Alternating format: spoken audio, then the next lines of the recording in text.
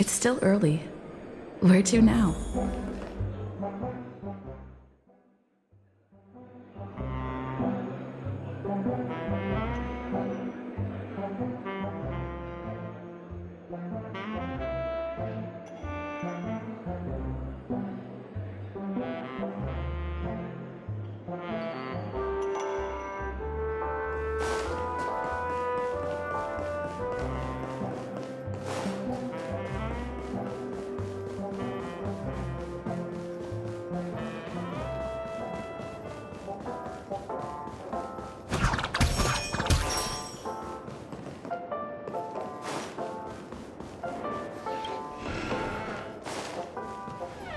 Wake up! Wake up!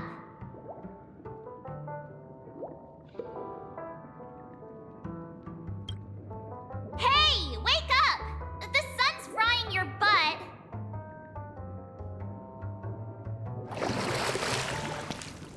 Are you okay? Can you hear me? I didn't hear a peep from your room, and it really freaked me out.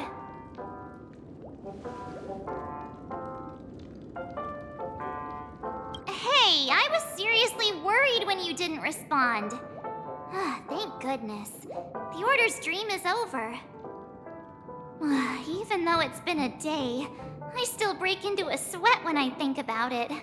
Our trailblazing expedition almost ended in Penacony. I'm so jealous that you got a good night's sleep. I was traumatized and too scared to even close my eyes. I thought if I fell asleep, I'd never wake up again.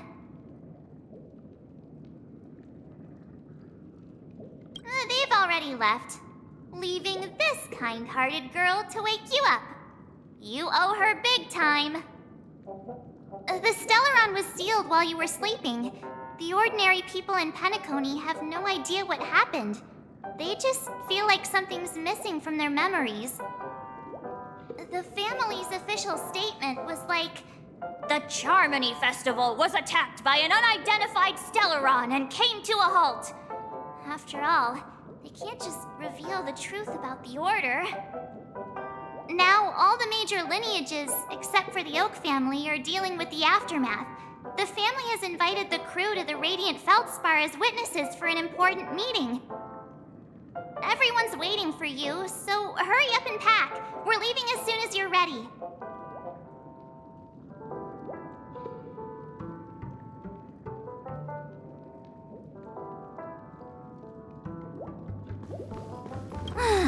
After all this craziness, nothing is better than staying safe in reality.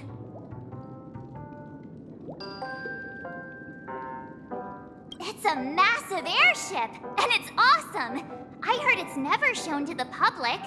Only VIP guests of the family get to board it and enjoy the breathtaking views of Penacony. The Iris family sent us a bunch of souvenirs. Fruit baskets, plus this fancy button model. After you're back on your feet, you can enjoy them all. We are pretty much celebrities on the planet of festivities now, aren't we? The Stellaron was sealed while you were sleeping. The ordinary people in Penacony have no idea what happened. They just feel like something's missing from their memories. The family's official statement was like, "The Charmony Festival was attacked by an unidentified Stellaron and came to a halt." After all, they can't just reveal the truth about the Order. Now, all the major lineages, except for the Oak family, are dealing with the aftermath. The family has invited the crew to the Radiant Feldspar as witnesses for an important meeting. Why the sudden interest in that? Well, I was dragged into this sweet dream. I felt a cold tentacle diving into my memories. But something else was there. So the tentacle suddenly disappeared. And then I dreamed about stuffing my face with delicious food and going on a shopping spree. Sunday didn't seriously believe that was the life I wanted, right? Breaking free from that cheesy illusion was just a piece of cake. Yeah, let's go. We've got some time before we board the ship, so let's catch up with everyone at Dream Jolt Hostelry.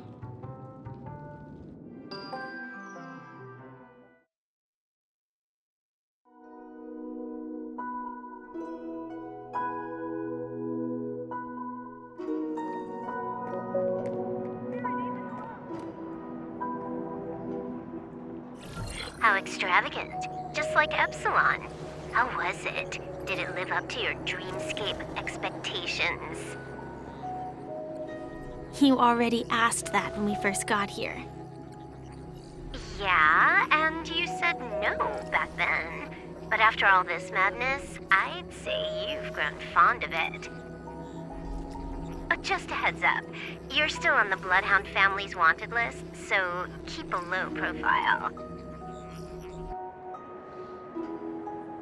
And this time, it's Firefly in the picture, not Sam. That's gotta be a whole new experience for you, right? Indeed. In Kafka's words, that's also a missing part of my life. Still, it'd be quite inconvenient if I can't move freely. Could you help me out, Silverwolf? I knew you'd say that. Don't worry. I've hacked all the systems and left no trace. Don't do anything that may draw attention, and don't talk with guards. They might recognize you. Keep these 2 points in mind, and you can go wherever you want, unbothered. Thank you. No problem, Miss Samuel. I love this fake name. Now that we're done here in Penacony, what will you do in your free time? I hear the Genius Society is here. How about we go stir up some excitement? Well, you know my script isn't over yet. I didn't bring you back to hear an answer like that. Don't worry. The script says that I'll experience 3 deaths, but also receive an unforgettable reward on the planet of festivities. How will I know if I don't try? All possibilities exist until the outcome actually happens, right? You may not realize it, but you have a bad habit. Whenever you seem to be asking a question, you've already made up your mind, and no words will dissuade you. Anyway, Kafka asked me to pass on this message. If you see anything fabulous in Penacony, get one for me too. Just swipe my card, you know the pin. She didn't specify anything, but I guess she means a dress, coat, sunglasses, or something else. You know better about fashion than I do. Sure, I'll keep an eye out. There's tons of options at OT Mall. Do you think she'll like trinkets, like hair accessories or brooches? Those sound more like something for young girls. Maybe you should keep them for yourself. Oh, by the way, Blade didn't explicitly say it, but I think he was trying to say something like, temptation will show up again in Penacony. He's always so subtle with his words. Got it. He was just worried about me. Relax, Silverwolf. You know me. I won't do anything crazy. I just want to wander around and see more of the world for myself. I want to buy some oatcake rolls. I've had a cake roll every day since I arrived in Penacony, from the first day to the last. But today, I'll buy 2 and give you 1. And if you don't like them, I'll enjoy double the pleasure. Or I can bring one to Kafka, as she never refuses. Or maybe I'll give it to Blade. He'll appreciate it. That's not written in the script, right? But as you see, I have added new footnotes to my destiny.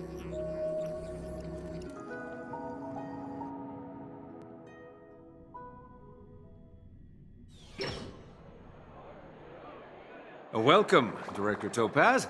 The family ambassadors are still inside making preparations, but the big boss hasn't arrived yet. It'll be a while before the conference starts, I'm afraid. Huh. Quite a spectacle. The family really knows how to make things look impressive.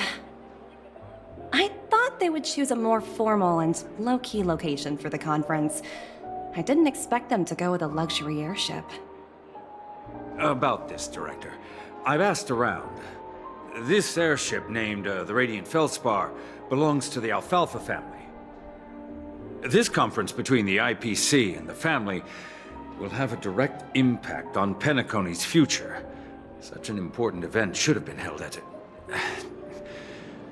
Well, somewhere secretive in the moment of morning dew. The atmosphere here,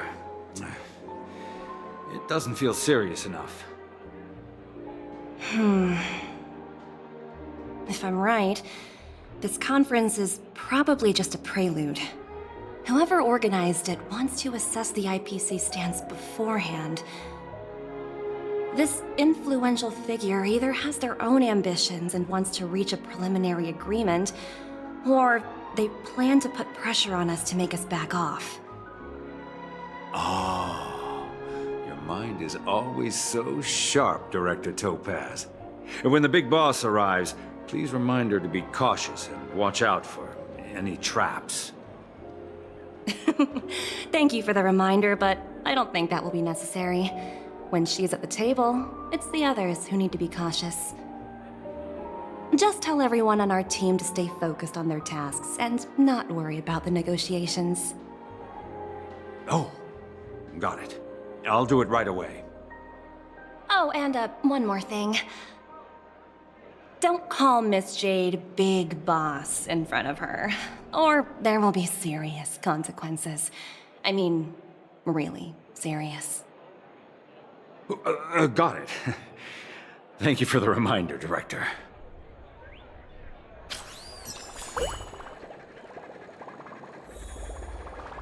I tripped and fell right here.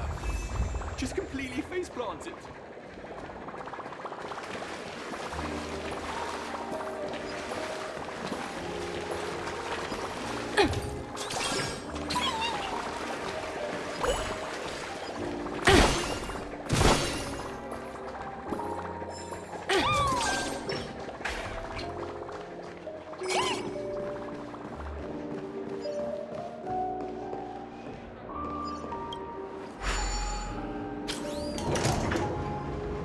None of the important figures have arrived yet. Huh. Looks like the conference won't be starting.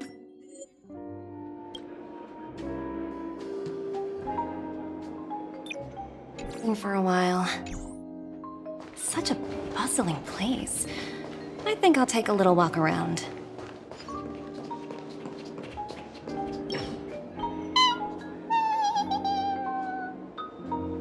Oh, are you hungry, Numby? Food in the dream. Shouldn't taste bad, right?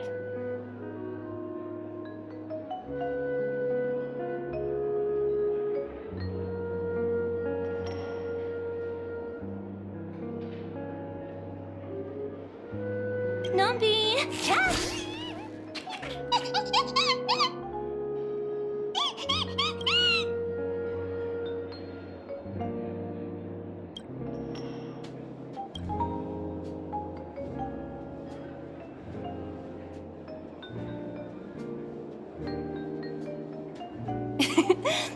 There. Don't be so greedy. Leave some for the other guests.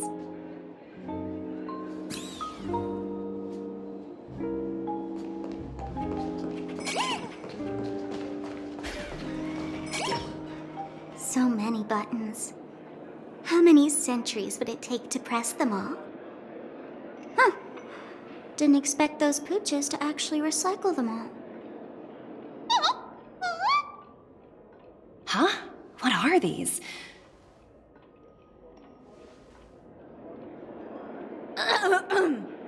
For your safety, please stay away from those objects. For my safety? Are these buttons something dangerous? Not exactly. Lately, there's been a prankster in the Sweet Dream who's been handing out strange button devices to anyone he meets. According to those involved, he said something like, "Just press this button and all of Penacony will explode!" Luckily, no one believed him. Still, the Bloodhound family collected these buttons just to be on the safe side.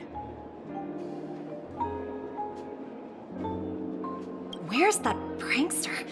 Haven't the hounds caught him yet? Yeah, that guy has some skills, I'll have to admit that. However, you know, the Bloodhound family won't give up. Whoever disrupts order in the dreamscape will face severe consequences. Anyway, the family will deal with these things. Please kindly keep your distance.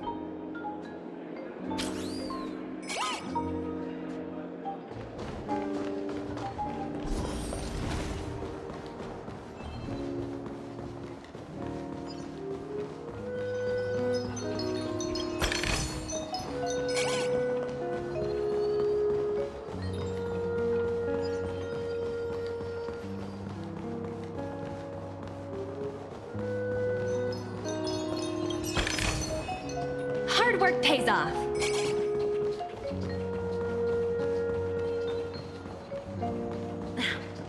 Watch yourselves in front of the others. Don't you dare embarrass me.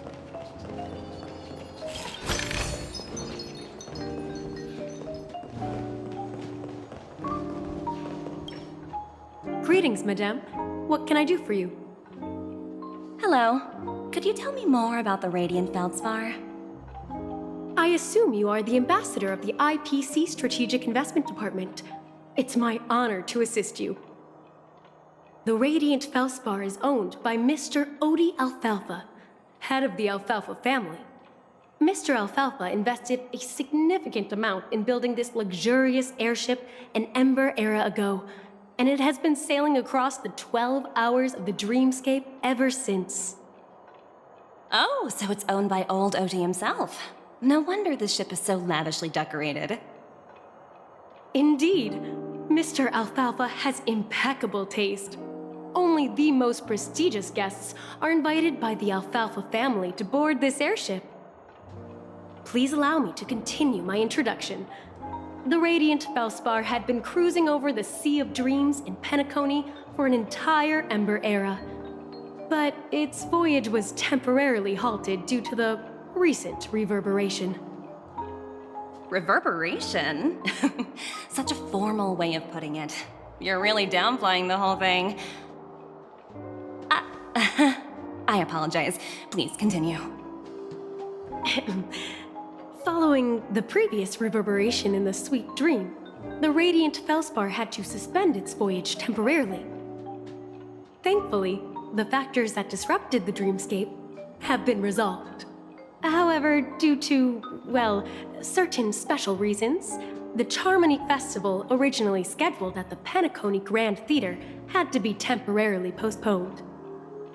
So, Mr. Alfalfa suggested relocating the Charmony Festival to the Radiant Feldspar, taking this opportunity to announce the resumption of the airship's voyage. Ah, well, that would meet the family's needs and also create momentum for Mr. Alfalfa himself. Quite fitting for a legendary tycoon like him. Thank you for explaining matters to me. Goodbye.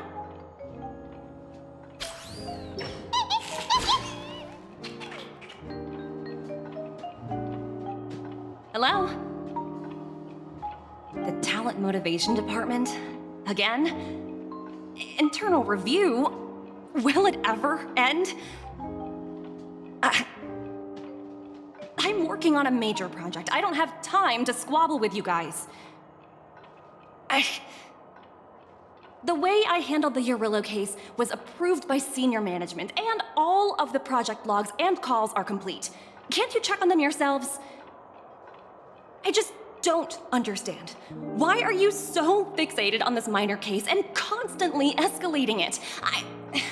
Seriously, what's your purpose? Sounds exhausting. Why not just hang up?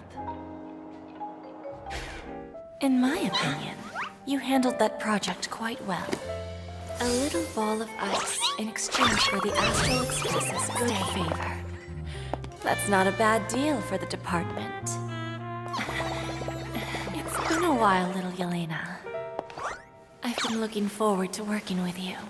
Never imagined this day would come so soon. Is there trouble? You can tell me anything. Just like old times. Ah, it's been a while, Madam Jade. I'm honored to have the opportunity to work with you. You're still so formal, aren't you? Forget about the hierarchy and treat me as your equal. No need for unnecessary titles like Madam. I'm sorry, but it might take some time to get used to that. After all, you are a senior. Well, now that we're both members of the 10 Stone Hearts, I need you to be at your best, especially since the upcoming negotiations leave no room for error. As sharp as you are, I'm sure you've figured out the true purpose of this conference, right? I believe old Oti has taken it upon himself to test our limits before the official negotiations between the IPC and Penacony. That's true, and it works in our favor. Do you know why?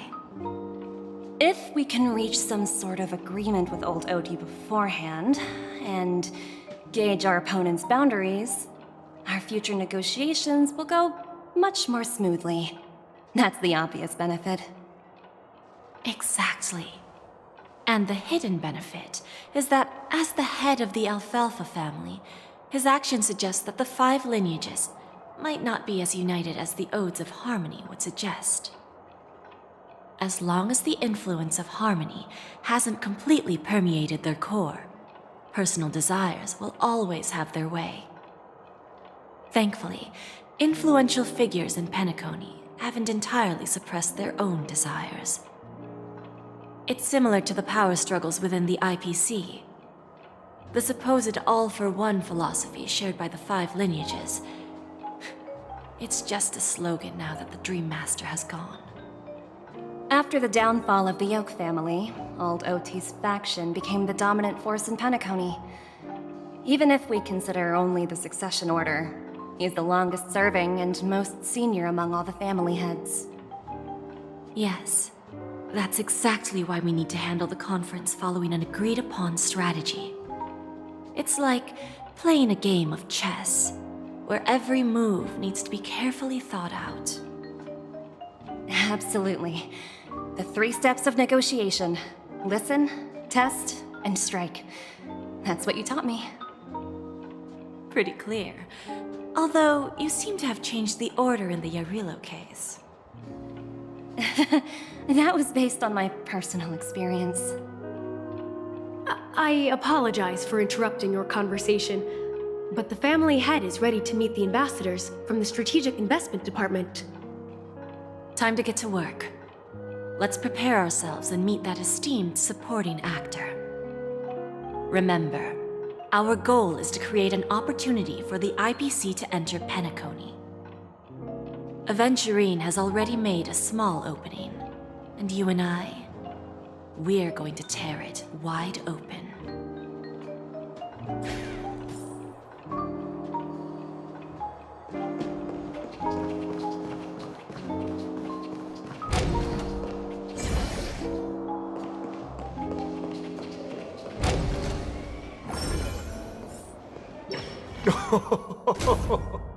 Welcome aboard my ship, the Radiant Feldspar. Smart and charming ladies. Please, have a seat. Let's have a pleasant conversation.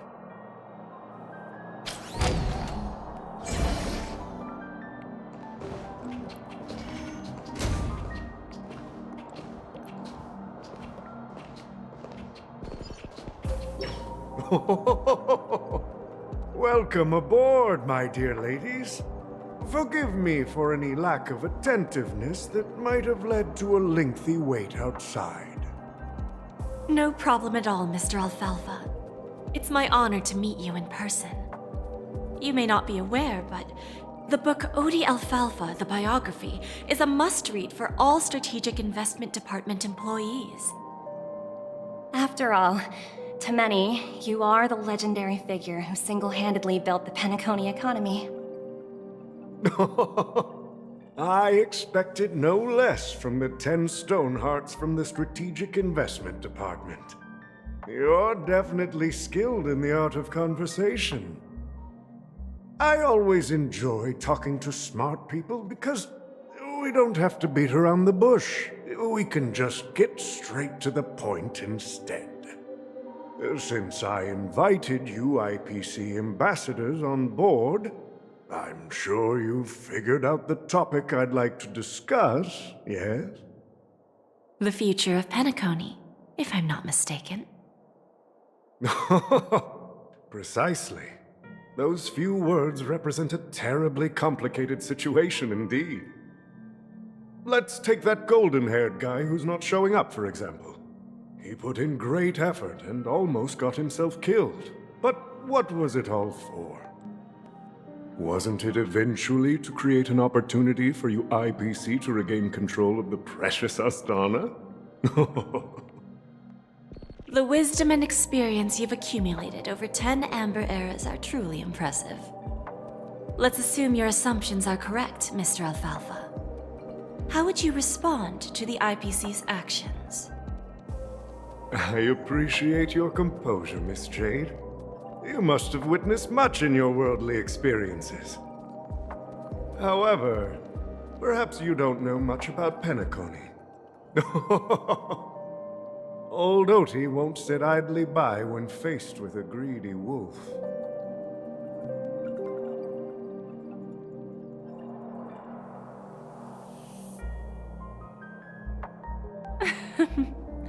Please, go ahead. I'm all ears. Then I'll be straightforward. I requested this meeting before the official conference to dissuade the Strategic Investment Department from trying to lay a finger on Penacony. If you back off now, you can make a smooth exit and prevent the IPC from losing face during more important negotiations. One of our P-45 executives was attacked and nearly killed in the dreamscape. The IPC can't simply ignore this incident. Moreover, considering the turbulence during the Charmony Festival, Penacony's credibility has taken a hit in the public's eyes. Despite your determined attitude, the issues plaguing Penacony are real, are they not? You used the term real, Miss Topaz, but let's not forget that this is the realm of dreams. If you want to succeed here, you need ambition and unconventional thinking. Curious about how I plan to respond to the IPC? Well, I don't mind sharing. My actions will help Penacony take a significant step forward by self-listing and going public. Going public? If I'm not mistaken, you want to bypass the IPC and go public on a universal scale. Precisely. Instead of watching the IPC gnaw away at Penacony, I'd prefer to open the doors of the sweet dream to the entire universe. Starting today, anyone in the cosmos can become a shareholder of the land of the dreams. This is the path of harmony I'll choose.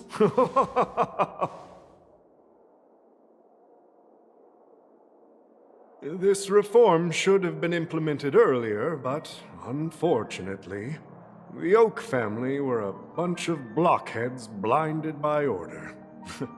Their level of intellectual flexibility doesn't even come close to an old fellow like me. Thanks to the little reverberation earlier, the biggest obstacle between me and my reforms has been eliminated. The Alfalfa family will publicize the financial results of Sweet Dream Paradise.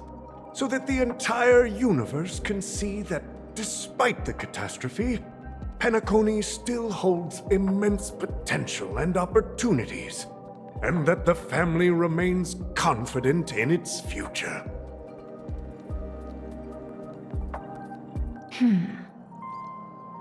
Crisis and opportunity are two sides of the same coin. So, you've been waiting for the right moment for Penacony to regain the spotlight. And if Penacony should seize this opportunity to overcome adversity, even if the IPC tries to intervene, every move we make will be scrutinized by trillions of people.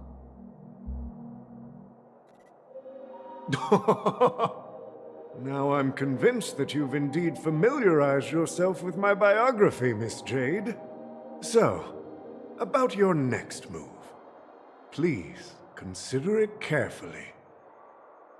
Indeed. We need some time to digest such a wealth of information. I suggest we conclude the first half of our conference, Mr. Alfalfa. Please allow Topaz and me to confer privately for a few moments, and to respond on behalf of the IPC later. Of course. Take your time, dear ladies.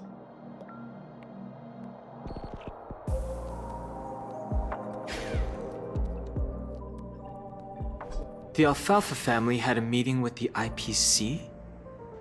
I got this information from a message sent by that IPC ambassador. He said it was to return the favor. It's not hard to imagine. Penacony today is pretty much like the frontier prison it once was, with external forces casting greedy eyes and the undercurrent of order lurking within. Instead of falling into a situation where they are plagued by both external and internal threats, Penacony would rather take a step back and invite the IPC to negotiate at the table, ostensibly to cooperate, but in reality, to secure more opportunities for their own survival.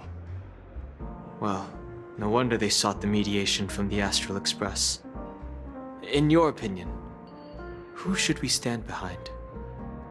I don't think the followers of the Harmony are completely innocent victims in all of this. For reasons unknown, they have a strong desire to smooth things over, which leads to speculation about their motives. If either the family or IPC were to assume full control of Penacony, it would return to its previous illusory dream of hedonism, and the efforts of those previous nameless would once again go to waste. There you are. Did you rest well? I didn't disturb you since you were in a deep sleep.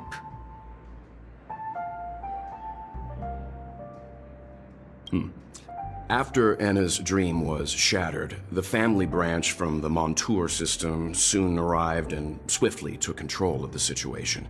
Most members of the Oak family fell unconscious, but fortunately, their lives were not in danger. The mastermind behind the plans was confirmed to be Gopher Wood, the previous Dream Master. But by the time we arrived, he was dead already.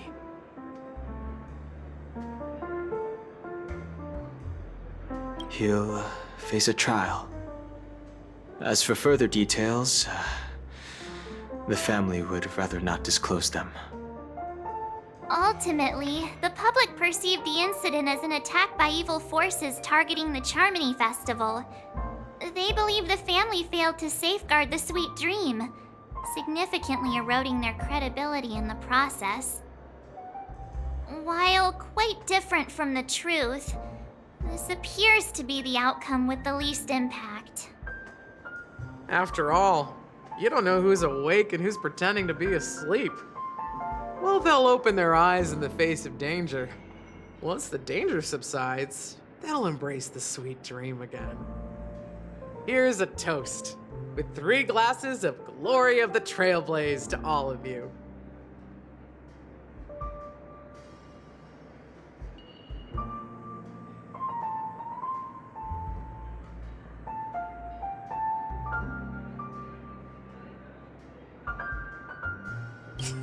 What are you talking about?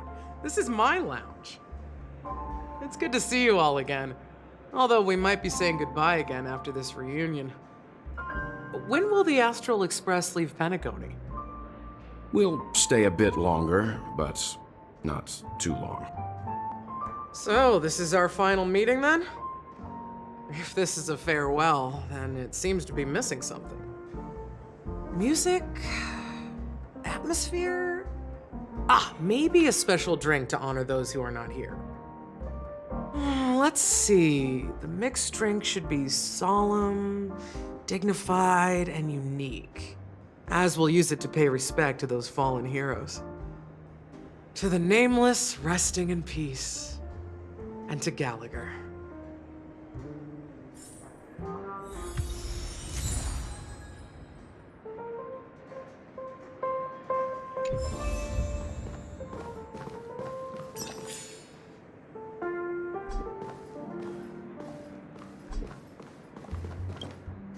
It's rare for all passengers to leave the Express together during a trailblazing expedition.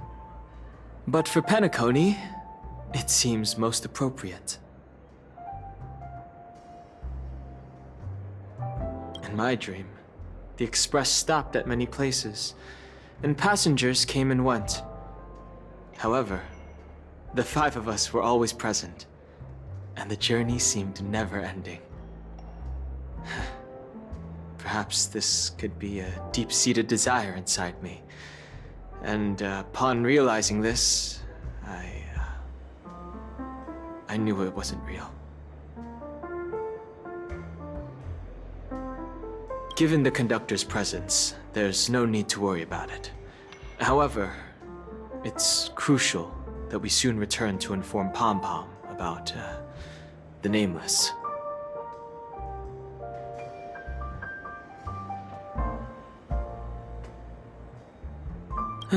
No related records exist in the databank, but I have a theory. The hidden dangers of the Order have always been within the Harmony, and this issue existed within the family from the very beginning. However, now that more powers in the universe are aware of this secret, the situation in the cosmos will become more complicated. Like I said, we'll go and see. Once we've packed everything, we should head to our next destination.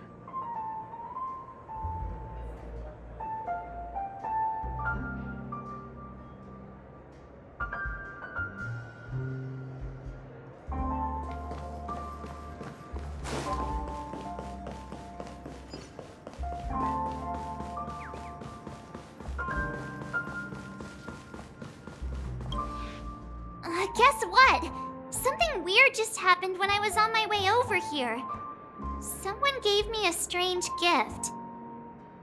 So I unwrapped it and found out it was a button with a message on the back.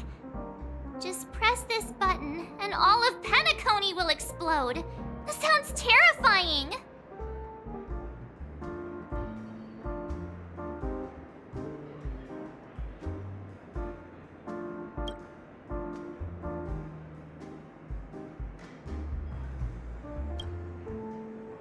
Of course not!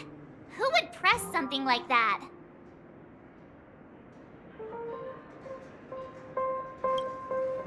By the time I turned around, the person had already vanished, so I handed it over to a nearby hound. I heard there were many similar reports before the Charmony Festival started. I'm really worried about the future of Penacony.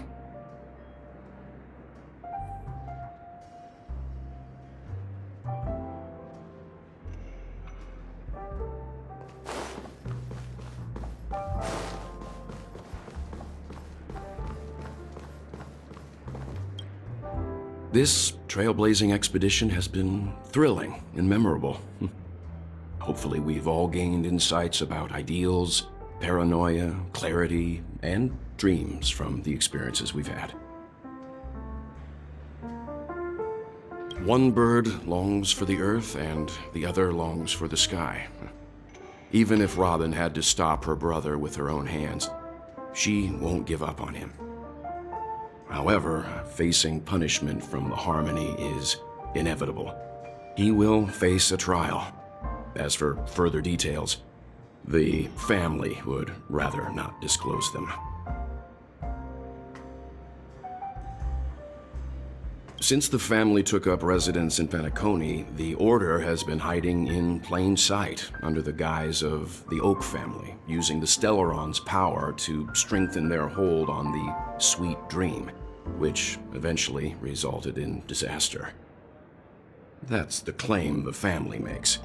Whether they were truly unaware of all this is a delicate matter.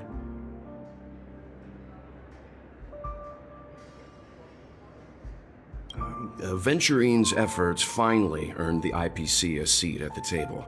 As a result, a more senior representative arrived in Penacony and initiated negotiations with the family.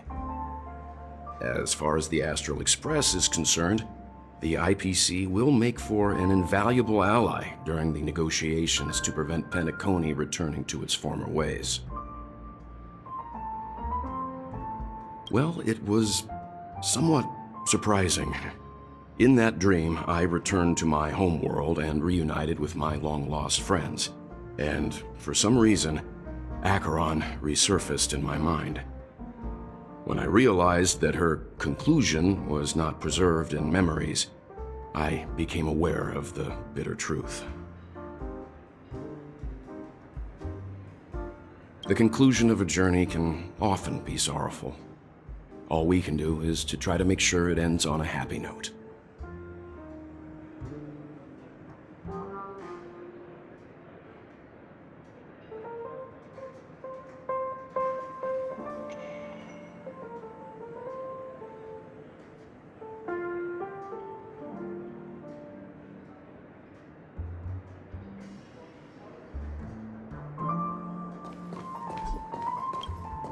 Ready to mix your drink?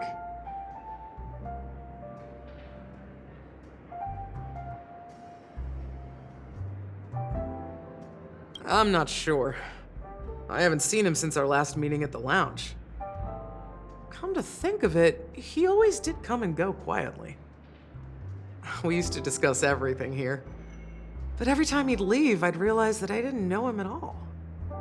Such is the mystery that is Gallagher. I have a hunch. Perhaps he's already fulfilled his wishes and won't be coming back.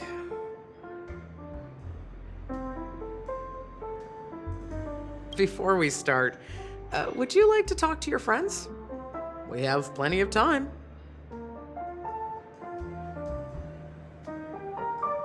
All right, as you wish. Huh. I think I have an idea about what drink to make. Would you like it bitter or sweet? It's up to you. Choose the flavor that suits you best at this moment.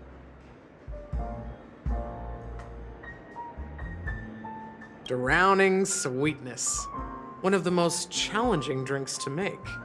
A slight imbalance in the ingredients can result in an overwhelmingly viscous sweet taste. However, with the right ratios, you get a uniquely sweet drink with a lingering aftertaste. Not a bad choice. Let's start mixing.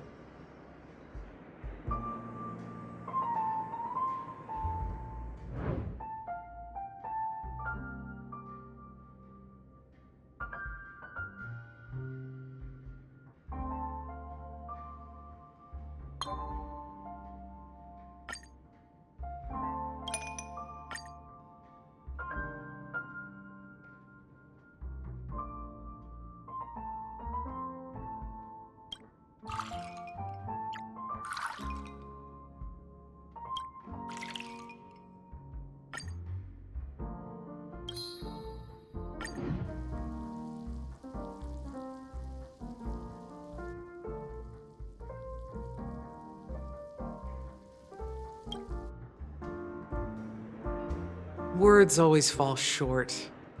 If you want to bring closure to past events at this lounge, there's no better way than mixing a drink. Blend all your memories and emotions together and stir them well. Through the filter of time, what remains in the glass is something to savor. Well, it's done.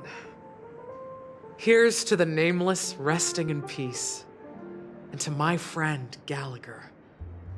The spirit of freedom will spread far and wide among the stars, and its legacy will be more timeless than a pastoral song.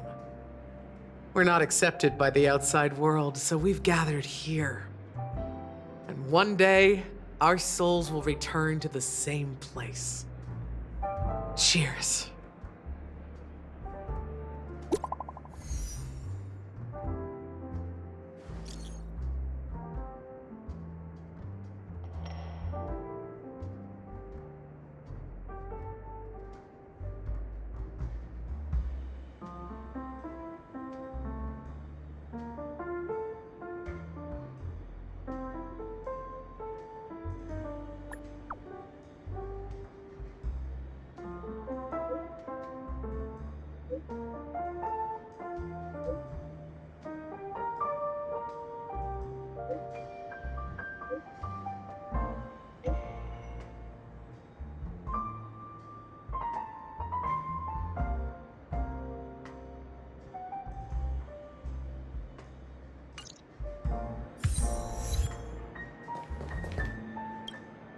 Oh, are you leaving?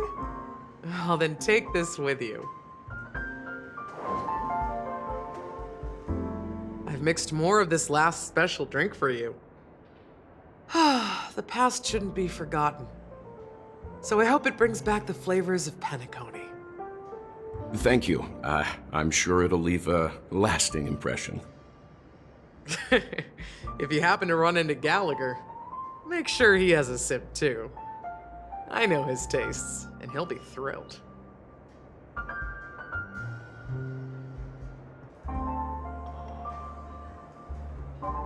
Then, I guess you won't be seeing him. All right, enough with the heavy stuff. You guys have important things to take care of, so let's not dwell on things. Whether it's the Astral Express or Penacony, there's still a long journey ahead. So let's lift our spirits, guys, and embark towards our tomorrows.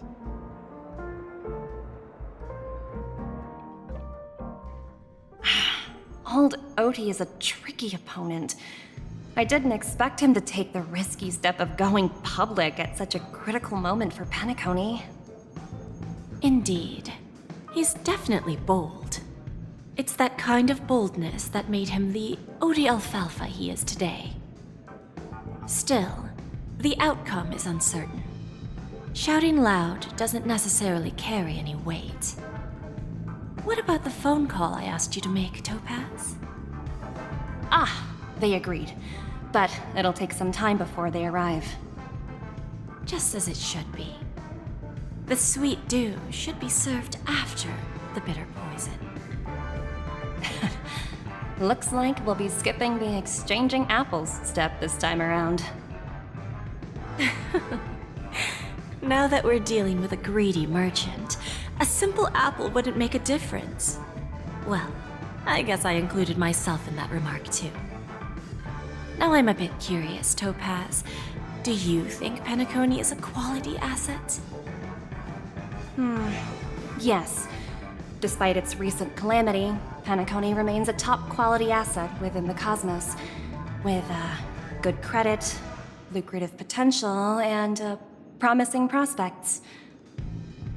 Well, that's obvious, but what I truly wanted to know is, this project is obviously too bland for your taste, isn't it? That's true. I wouldn't be here if it weren't for Venturine. But despite that, you trust him. You even entrusted him with a cornerstone. Something as precious as life itself, to finish this gamble. Are you not in the same boat, Miss Jade? Without us playing along, your Jade Stone wouldn't have made it across the border so easily, allowing you to see all desires that flow through dreams to gain a bargaining chip in negotiations. That's why I'm willing to stake my topaz stone to cover for you. It's like one big, elaborate game of chess. Once that kid sets his mind to something, nothing can stop him. Not even fate.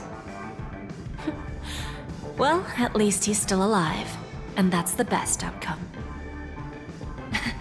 Looks like we've strayed off topic, Miss Jade. Should we discuss our next steps? No need. I'll go it alone. Meanwhile, you can go greet our honored guest and wait for my message. Okay. Is that Robin? Huh. She's also here on the Radiant Feldspar.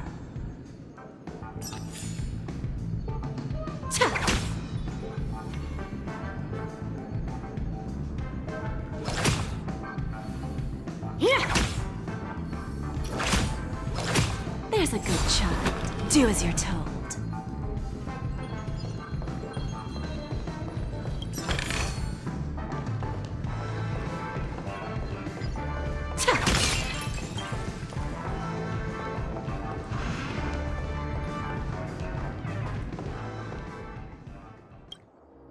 Greetings, Miss Robin.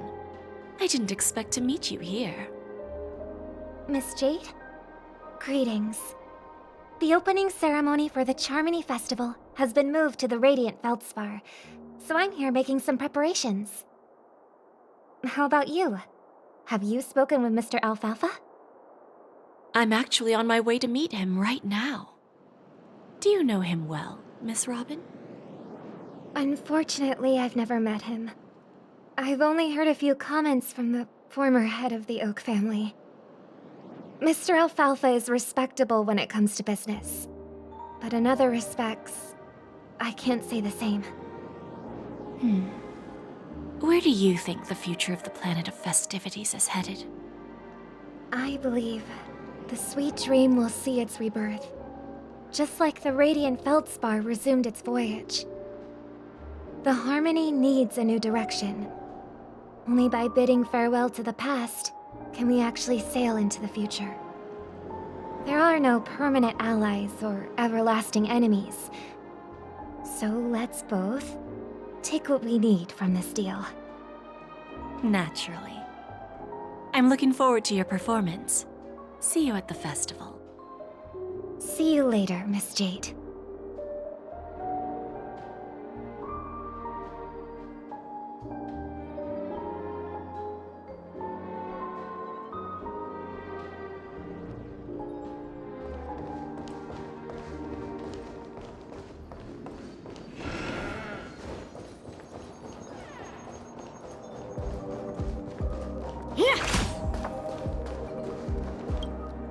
Thank you for your patience, Mr. Alfalfa.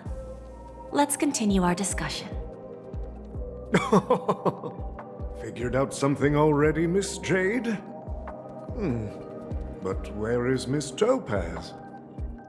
Topaz has something else to take care of. You'll be seeing her later. Talks can still continue between the two of us. Is it just me, miss? Your tone sounds very different now.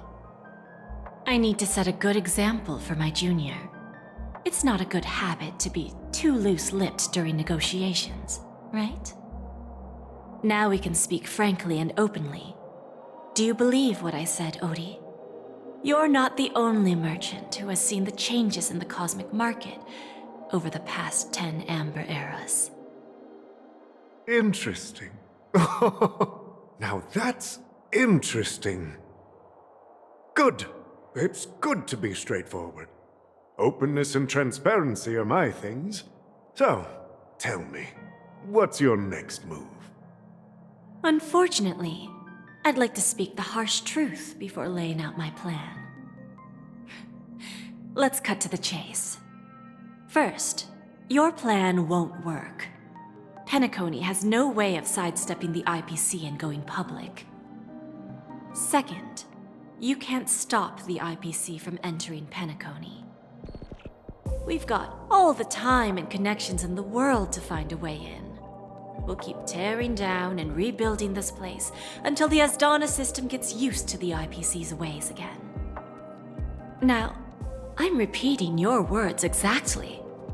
If you don't want to be a laughingstock and have everyone gunning for you at the official conference, you'd better drop your little pie-in-the-sky plan.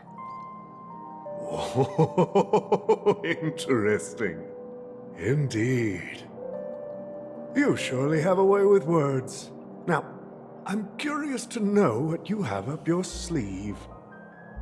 Mr. Alfalfa, let's not forget that the IPC controls the biggest interstellar publicity platform.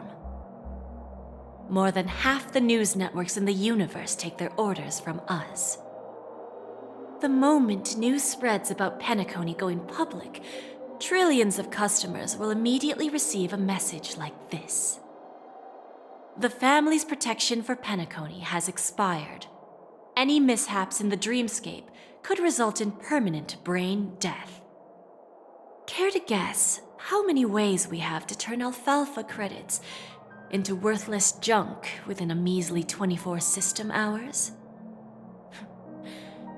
With the entire cosmos keeping a close eye on Penacony, I assure you, it won't be too hard. You really think you can pull that off? Even from Pier Point, as distant as it may be, I'm more than capable of keeping you on a tight leash.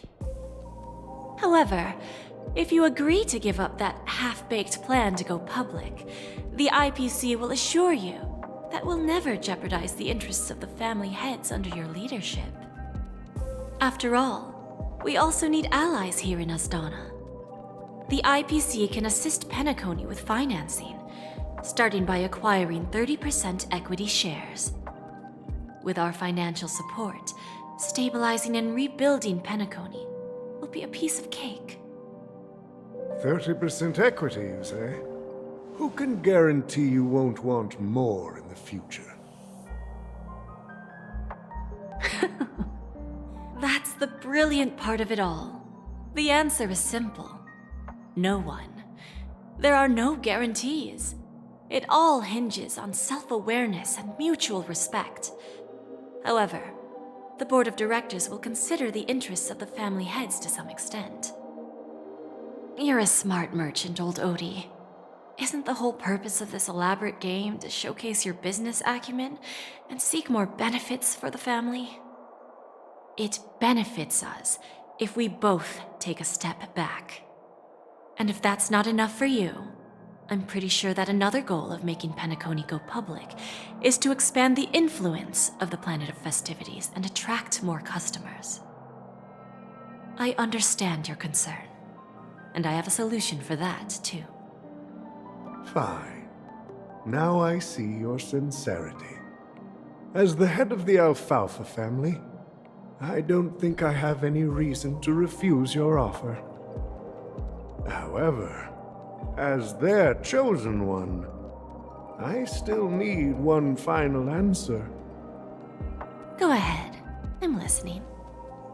When I was a child, I heard the adults recite the tale of the ancient Ember Era, about the ascension of Shipe, the Harmony, and the downfall of Enna, the Order. The Order and the Preservation used to be close in ancient times.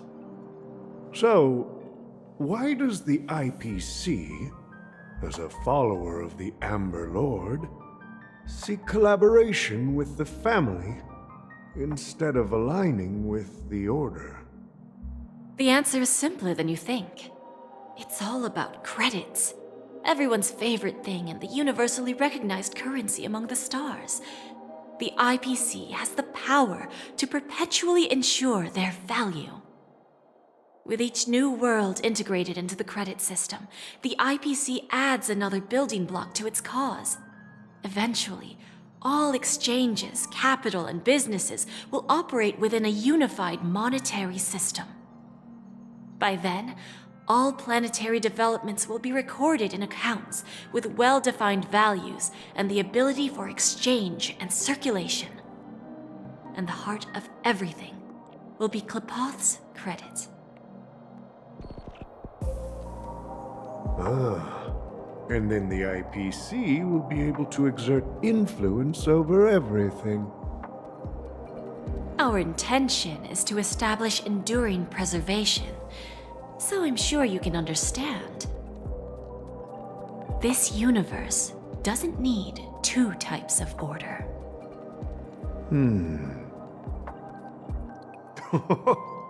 Well said. Now you've convinced me. All right. Tell me your solution. Let's see if we're thinking the same thing. Then let's continue our conversation. Please, Topaz, invite Sweet Dew to join us at the table.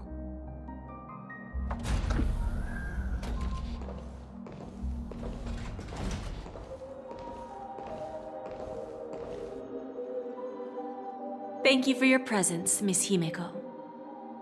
Please allow me to introduce her to you, Mr. Alfalfa. This is Miss Himeko from the Astral Express, one of the future shareholders of Penacony. I've heard so much about you, Mr. Alfalfa. It's an honor to meet you as representative of the Astral Express. This stunning lady is the navigator of the Astral Express? It's a pleasure to meet you. I believe everyone here is familiar with the general contents of the proposal. After this round of financing, the IPC is expected to hold 30% of Penacony's shares. Then, the IPC will transfer 5% of that stake to the Astral Express and recommend Miss Himeko as an independent director to honor the sacrifices and contributions made by the former Nameless to the land of the dreams. While this decision isn't finalized yet, we are honored that everyone here recognizes the way of the Trailblaze. While the Nameless didn't embark on their journeys for fame or fortune, if this is the wish of both the family and the IPC, I will represent the Astral Express and fulfill my duty as a member of the board of directors. The entire crew has agreed to assist in the reconstruction of Penacony. Beyond that, in our future travels, we are committed to bringing the beautiful dreams of the planet of festivities to more worlds. Of course, all cooperation is based on one premise. The path of harmony in Penacony must not be distorted again, and such a tragedy must never recur.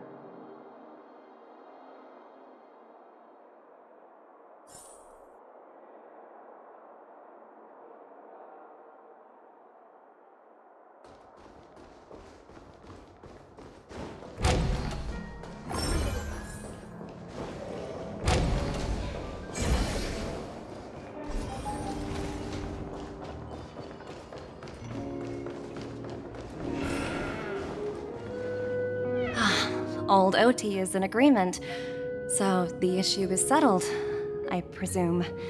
What about the remaining family heads? They will soon realize the situation. When old Odie answered the last question, he represented more than just the Alfalfa family. When should we schedule the formal negotiations? I'll handle the arrangements. It's all up to you. I'll step back and let you handle the negotiations and takeover. I won't be involved. But Miss Jade, this is... Aventurine initiated this case, and you were his project partner. If that kid hadn't overplayed his hand, I wouldn't have been pushed to the forefront. I came here today to help you sort out the toughest issue. I trust you'll be able to wrap things up quite nicely, little Yelena. Of course, there won't be any problems. And please, give Diamond my assurance. Don't worry. Diamond has always trusted us. I'll put in a good word for you, and you'll have your P-45 position back in no time. Radiant Feldspar. What a fantastic ship.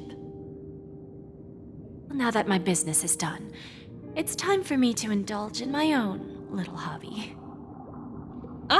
You want to open a Bon and Jade exchange branch on this ship too? Opportunities like this don't come around often. Just look at the guests on this ship. They're surely holding a wealth of valuable treasures. Well, I'll take my leave. A pawn shop can't run without a boss. See you around, Topaz. I have one more question for you, Miss Jade. Go ahead. That dose of bitter poison. I'm curious as to how you found this information. I didn't find the information. It came to me. It was from a lady concerned with the future of the Harmony. In return, I've agreed to help her with something, but that's for later. We can deal with it after we leave Penacony. You see, that's what investment is all about. The seeds of opportunity are already sown. They only need a little bit of nourishment to take root. And then after, all we need to do is wait patiently. Like right now, for example. It's just about time my final guest boarded the ship.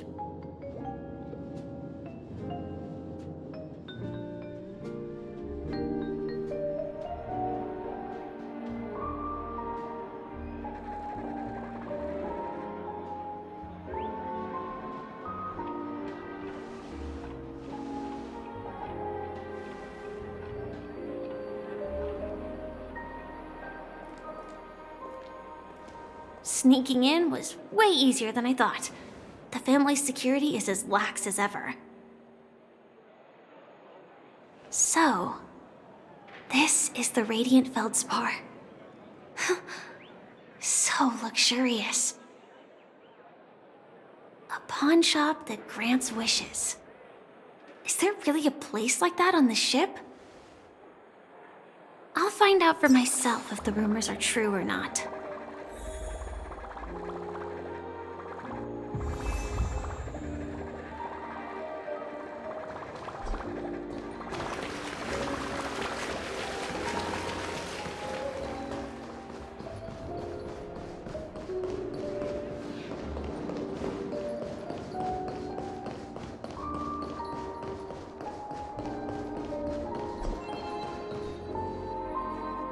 Is that her?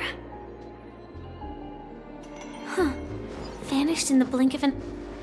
By the way, there's one more thing. Mr. Alfalfa and I discussed it. I'll present a gift to the Astral Express on behalf of the family as a token of gratitude for the Nameless's contributions to Penacony. Please help me with the necessary arrangements. Right away, Miss Robin. Can I ask you something? Oh, greetings, miss. Is there anything I can help you with? Do you know how to get to the pawn shop? Pawn shop? Ah, you must be talking about Lady Bonajade's place, right? I heard she offers, special services there. I've marked the pawn shop's location on your device. Please feel free to check it out. Lady Bonajade. I think I've heard that name somewhere before. Was it from Silverwolf? Come to think of it, she disappeared after mentioning that she was going to meet with the Genius Society. I wonder how things turned out for her.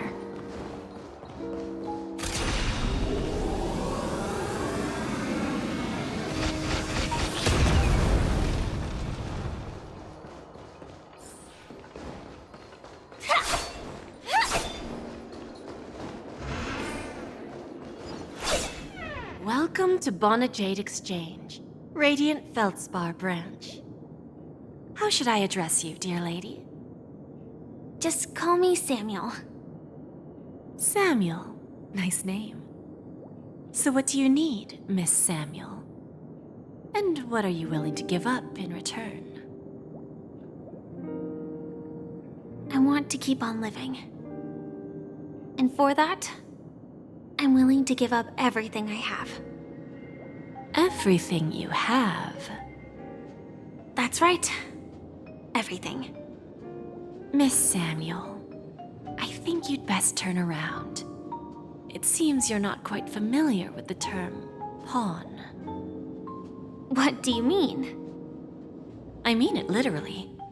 I sense your burning desire to live, but unfortunately, you don't have anything of equal value to offer.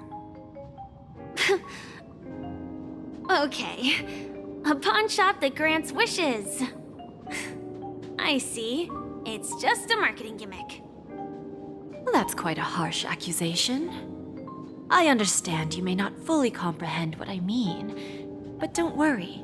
I'll help you understand. Go and talk to these people. They're all customers of my pawn shop. See for yourself if their wishes have come true. Once you've done that, come back to me. I'll help you understand the true meaning of pawn and make you realize what you're missing. That Lady Bonajade feels more like a moneylender rather than the owner of a pawn shop. Well, I've got nothing better to do anyway. I'll do as she says and see what happens.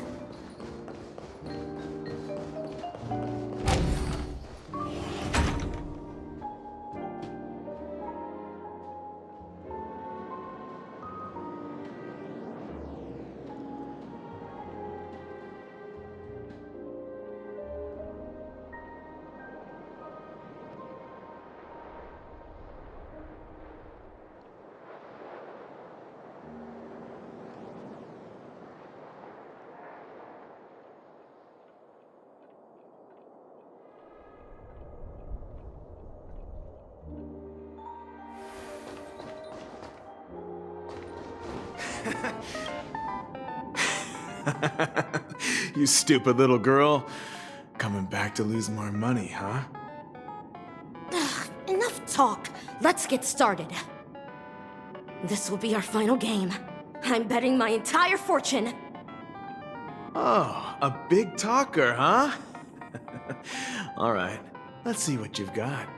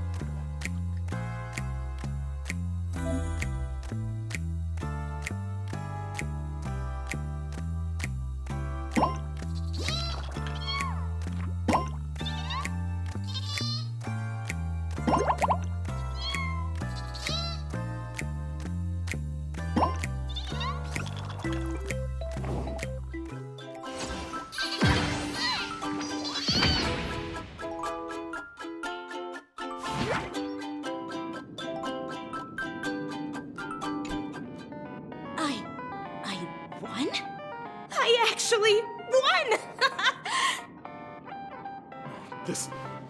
This can't be! You lost to me 10 times in a row. How could I possibly lose to you at such a crucial moment? It's true! Lady Bonajade has truly blessed me! Finally, my luck has turned for the better. Great new era for Stacy. The master gambler has arrived.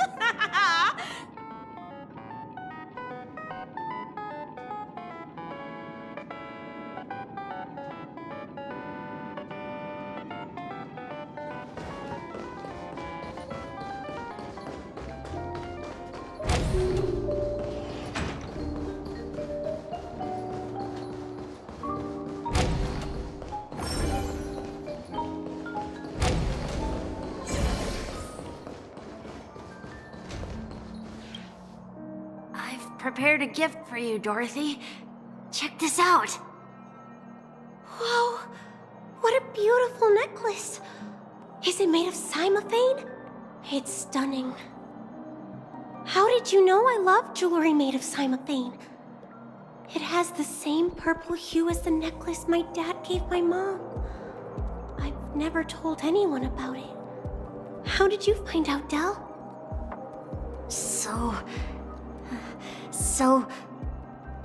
Well, will you go out with me? I will. Really? I mean, really? I never said yes before because I thought you had no idea what I liked. But this gift made me realize you were actually paying attention all along, trying to learn everything about me. So yes, I will. Wonderful. My wish has actually come true. So, shall we go, Dorothy? Let's go outside and enjoy the stunning views of the 12 hours. Yeah, let's go.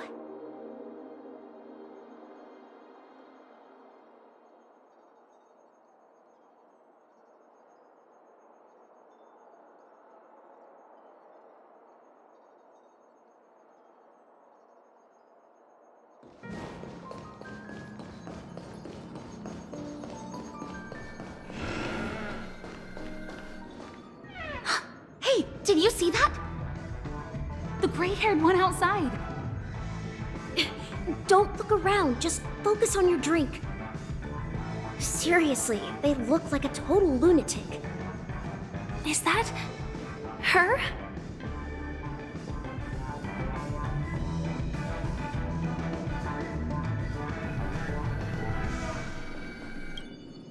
Yeah, you heard right. I've got him.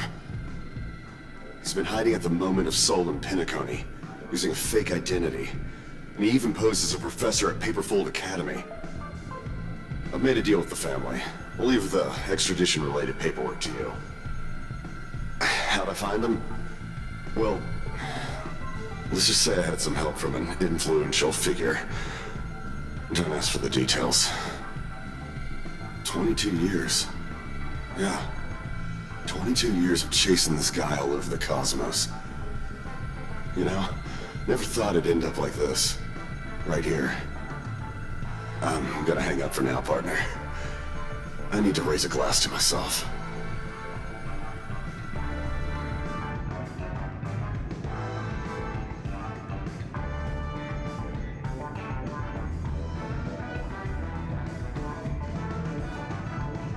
All of their wishes actually did come true. But I just don't understand. How did she do it? And what does pawn really mean? I should go back and ask.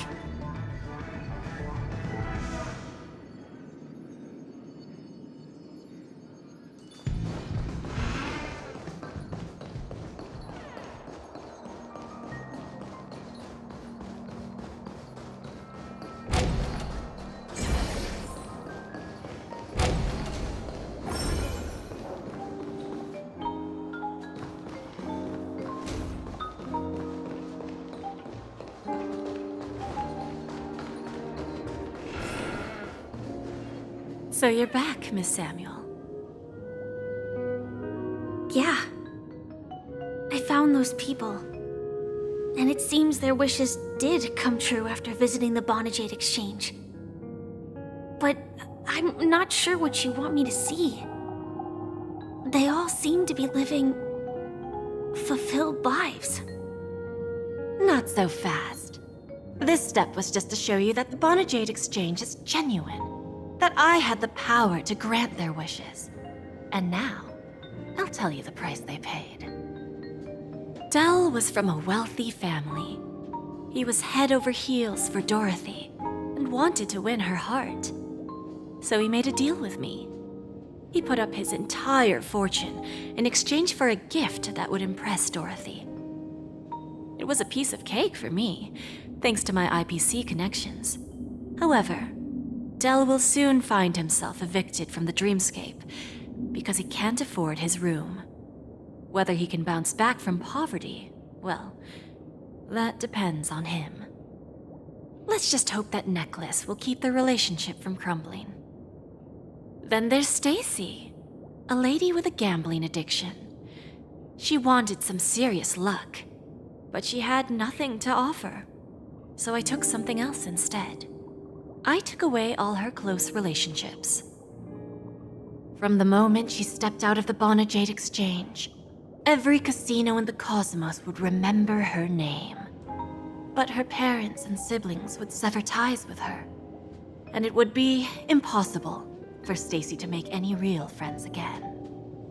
She will accrue a vast wealth due to her good luck, but she'll never be able to use it for the people who truly matter to her.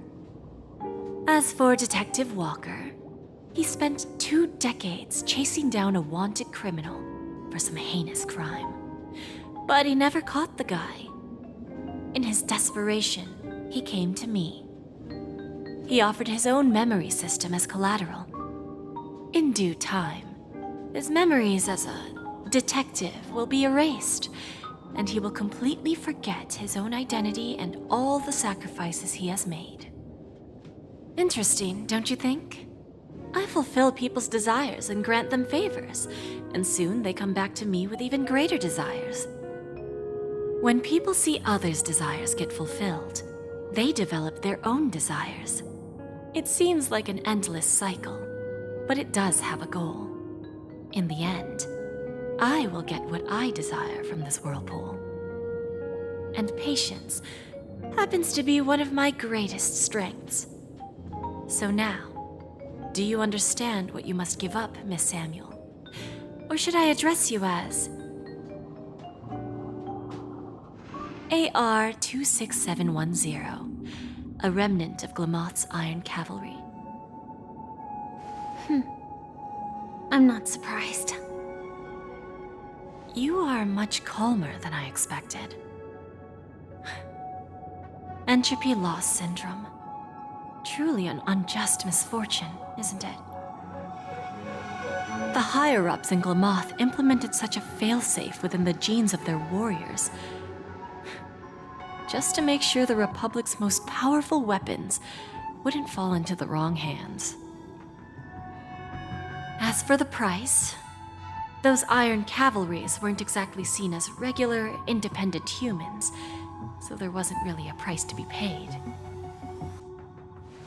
However, you are different. You're now a Stellaron hunter, a living being named Firefly. Naturally, you want to continue your existence, but with the firmament front gone, the people who know the secret and can cure the disease are nowhere to be found. Are you suggesting that the IPC has a remedy? Well, there might be a silver lining. That's all I can say for now. I see. It's no wonder you said I can't provide anything of equal value. Because nothing I own holds any meaning. So, you're going to ask me to personally restrain my partners to ensure my own survival? Unfortunately, that's not quite the case. Partners. A nice way to put it. Now I'm even more curious about the Stellaron Hunters. Each of you has your own identity and a special bond with each other. It's strong and intimate, and yet it allows for independence. Just as the 10 Stonehearts follow Diamond, you follow your own leader. I wonder what they are like, and if all Stellaron Hunters are like you. Traveling on the path of finality, but struggling against your destiny. Attempting to move in the opposite direction. I really hope that one day, all of you will come and visit my pawn shop. I'll be waiting patiently for that day. Can I see this as an invitation? From Diamond to the Stellaron Hunters while keeping the IPC in the dark? Consider it more of a personal offer from myself. It doesn't represent the IPC or the Strategic Investment Department. The Stellaron Hunters have interacted with the IPC, but not the 10 Stonehearts. Our paths have never crossed. As for your offer, I can pass it along to my partners. But I have a question. You know who I am. And you must know that my partner is keeping an eye on this room. If she wanted to, she could let the entirety of Pierpoint know about it within a few mere seconds. What drives you to take such a risk and extend this invitation on behalf of Diamond, even if it could lead to your downfall? Simply put, you and I are the same. However, unlike you Stellaron hunters or the Astral Express, we band together merely to obtain what we want. Each of us has our own past and destined ends, and on this journey, we have been invited by Diamond to join him. This journey could be either brief or long, as each of us carries a void in our hearts that can only be filled from the outside. So, Diamond made us a promise to divide the power of the Emanator of Preservation into 10 pieces and give each of us a cornerstone to fill that void. Mortal flesh is fragile, yet my heart is unyielding like the monolith. For without this resolve, the way of preservation would fade into oblivion. So, you understand? This pledge goes beyond a mere oath. It's our collateral in exchange for opportunities, wealth, survival, and a future. And whatever we gain from it will fortify the Stonehearts in return, allowing us to achieve the great cause of the preservation when the war among the eons eventually comes.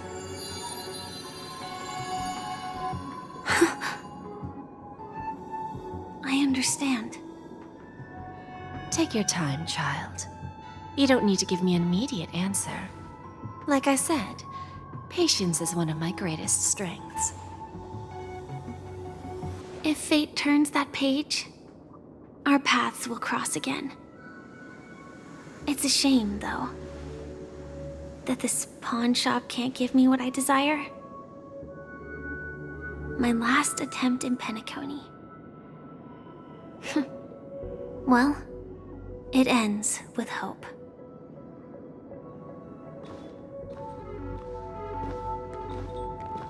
Lady Bonajade? I've come to deliver the collaterals promised.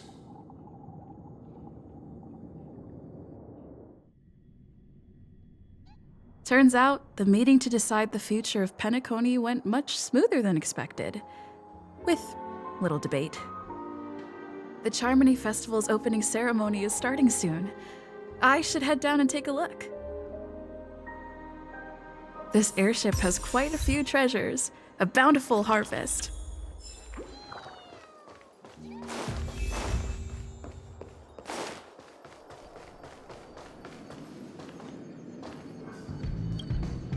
Remember, I can take you out with just one shot whenever I choose.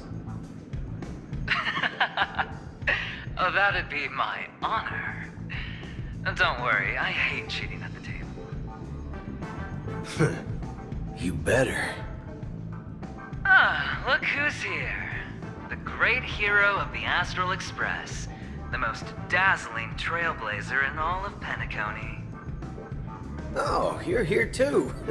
Long time no see, friend.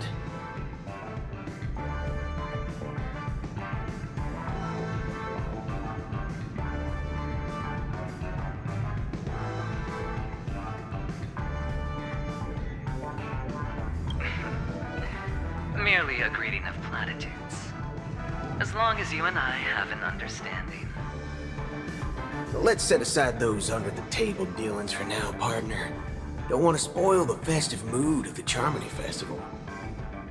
Oh, I agree. Now let's congratulate Miss Trailblazer. I hear the family intends to thank the crew at the Charmony Festival. It's a real pity I can't personally be there to witness this.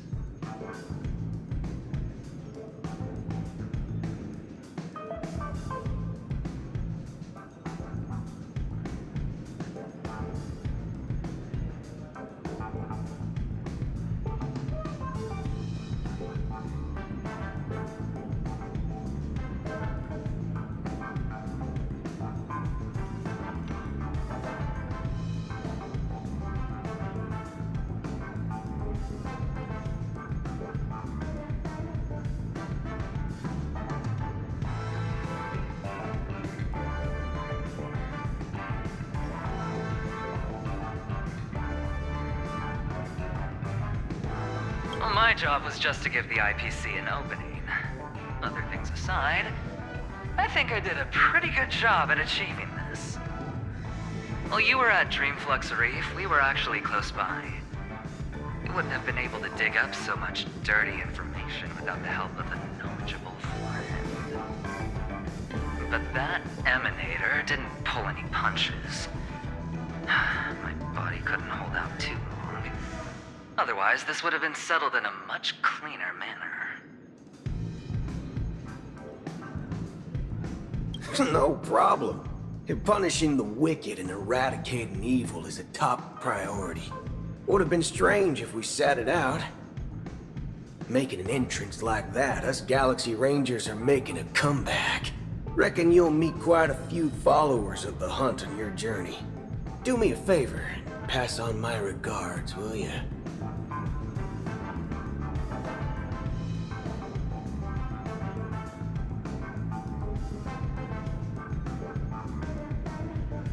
Forget it. I'm not one to beat around the bush. I've got a score to settle with a high-ranking executive fella named Oswaldo Schneider. And this flamboyant fella here can help me find him. The feud between the Marketing Development Department and the Strategic Investment Department is well known across the cosmos. But what I didn't expect was the involvement of the Galaxy Rangers in this feud. Looks like things are about to get spicy.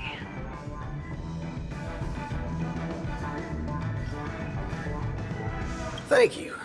And I also hope you enjoy yourself, great hero of Penacony. I'll pass. But I do hope you guys have fun. If you don't mind, let's play a few rounds next time.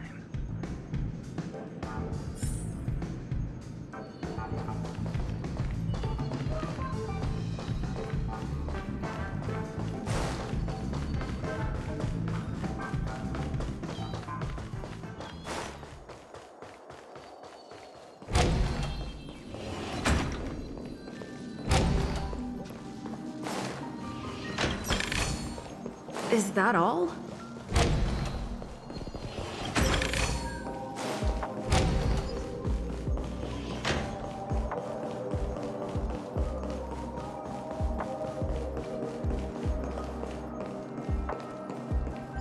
A pleasure to meet you. Ah, yes. I remember you. Your performance at Herta's space station was adequate, I suppose. No wonder that gambler likes you so much. The Intelligentsia Guild assigned me to be an invigilator for the IPC's ambassadors. Nothing more than an errand from the Office of Academic Affairs. Very well. The Charmony Festival is about to commence soon. Take advantage of this unique opportunity. A blend of work and play is essential for superior knowledge absorption.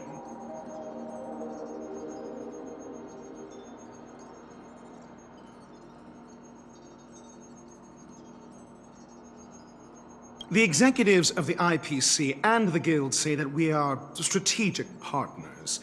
Yet, from my perspective, I am invariably the teacher, and he, along with you and every other individual, is the student.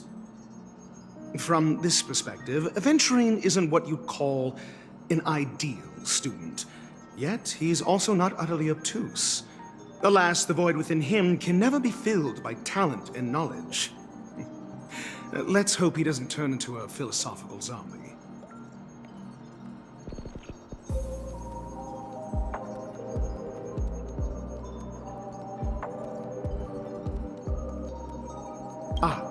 Saying such a thing merely indicates that you have not truly grasped the essence of learning. The principle of balancing work and relaxation is scientifically grounded, with the relevant proof process detailed on page 21 of the 31,467th issue of the academic journal Star Caesar. Acquiring knowledge aims to enhance living. Don't invert priorities like those dolts at the Guild.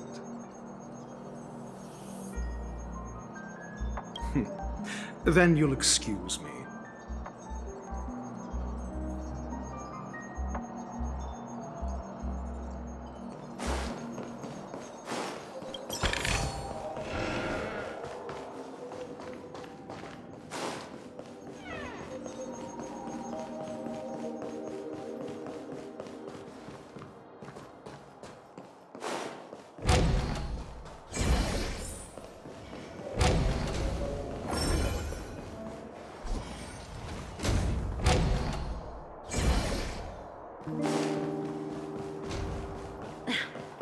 Watch yourselves in front of the IPC. Don't you dare embarrass Well, if it isn't my old friend. It hasn't been long, and yet here we are again. How are you?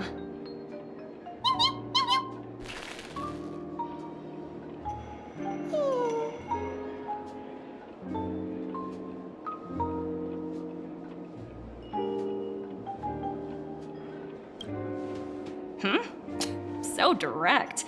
Aren't you afraid I might take you seriously? Thinking about it, though, the lives of the Nameless are so excessively exciting. I heard you guys pulled off a big stunt, cutting down the Oak family in one fell swoop. If one day you're tired and looking for a change in work environment, or you want a desk job, just contact me. Look how bustling this ship is. Not bad. Someday when I'm less tied up, I plan to host a grand party on my eco-ship, and you'll all be on the guest list.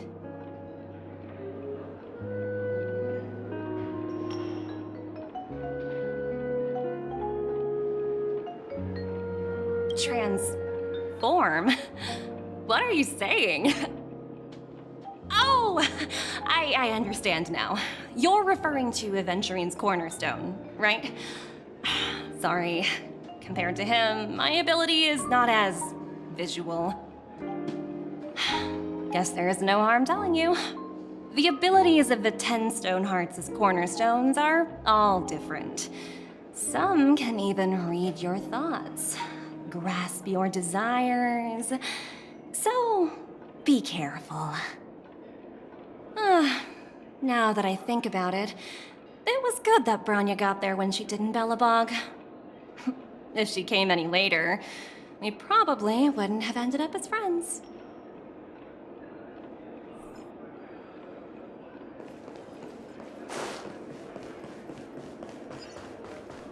What services do you require?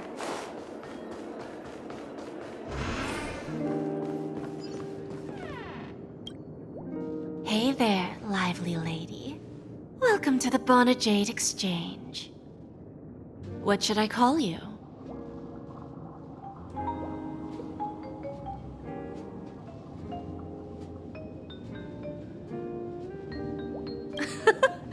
No problem. Let's just use this name. So, Miss, March 7th. What do you wish for? And what are you willing to sacrifice for it?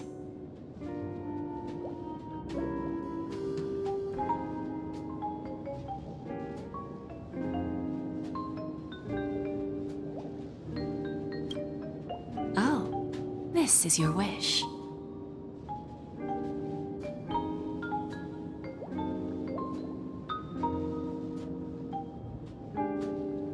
Sounds simple enough. Very pragmatic. Then, let's discuss the cost.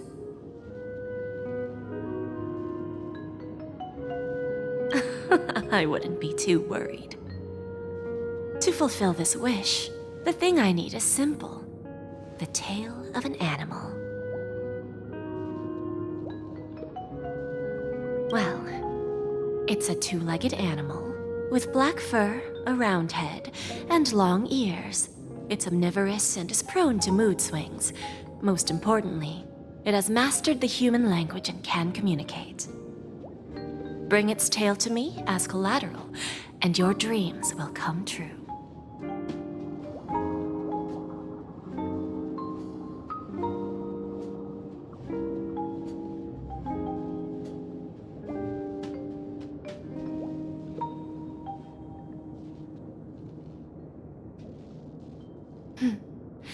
May fate bring us together again, Miss Trailblazer.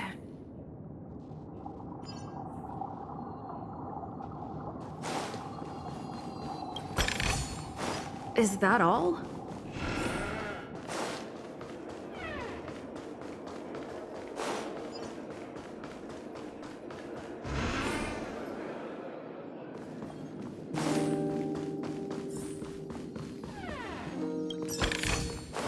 Looks good.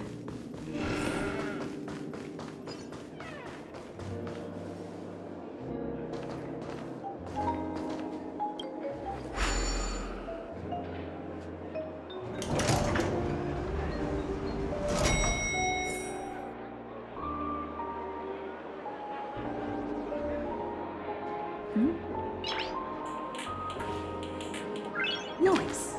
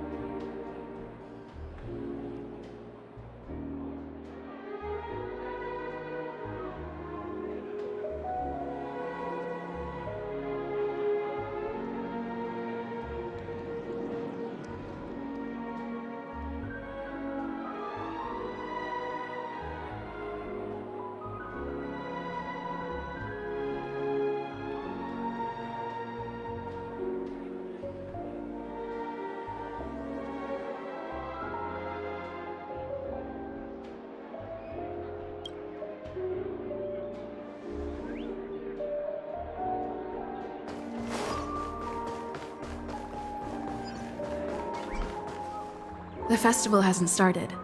Let's take a quick break. Hi, we meet again. Who's that? It's really you! I knew I didn't get the wrong person. Yes, It's just, I didn't get the chance to say hello. There's still some time before the Charmony Festival starts. Do you want to chat?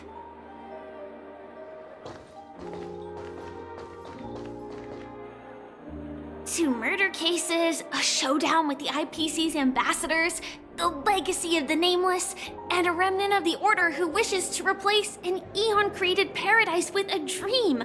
You guys even ended up shattering the dream. It's truly been quite a vacation. It's a good thing that you guys managed to overcome all those difficult problems. Congratulations! After the Charmony Festival's opening, will you guys be leaving again?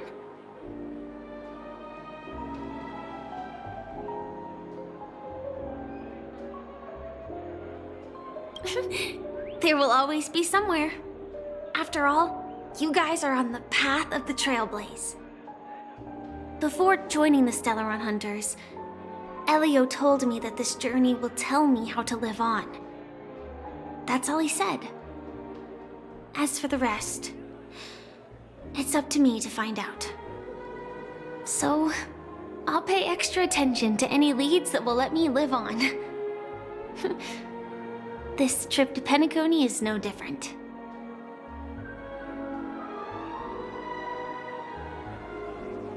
Yes, sadly I was looking in the wrong place. But I did reap some rewards. Do you know Miss Jade from the IPC's Strategic Investment Department? Bonajade Exchange belongs to her. She told me her price, but...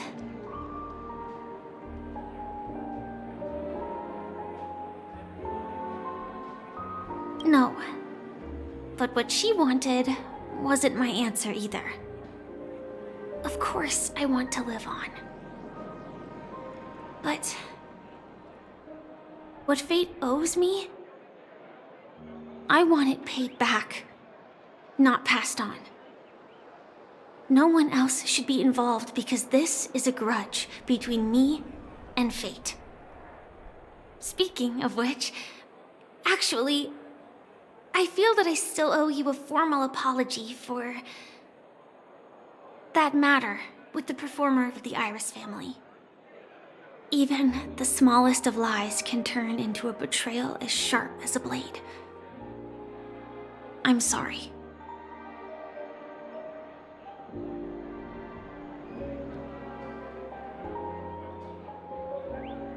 It was an emergency, so I never had the chance to formally apologize to you. And admittedly, I was the one to blame. To me, hiding is much easier than being honest. Yet, I still want to try expressing my emotions as any ordinary person would. It's that girl! Get moving! Arrest that criminal before the Charmony Festival's opening ceremony starts! I can't believe they've chased me this far. Looks like we have to say our goodbyes. Don't worry about me, just go and enjoy the ceremony. The script hasn't reached its end yet. We will meet again.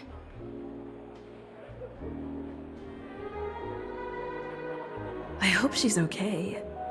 But if it's only those two hounds again, she'll probably be fine. I'll send a message later to check in on her. Let's go attend the Charmony Festival first.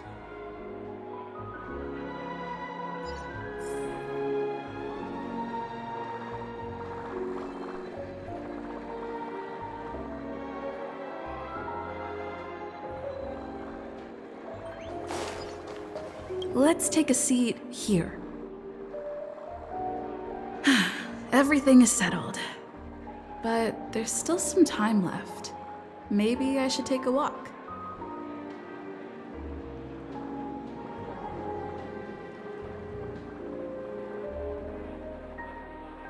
Let's keep walking.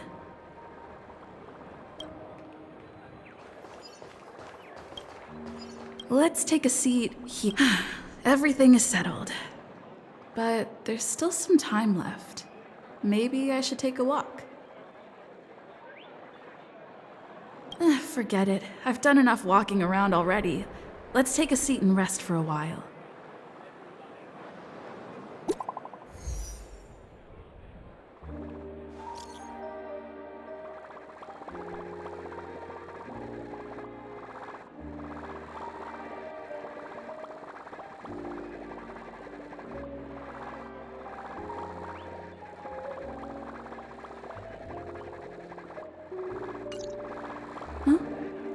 Looks like I don't have to worry about her.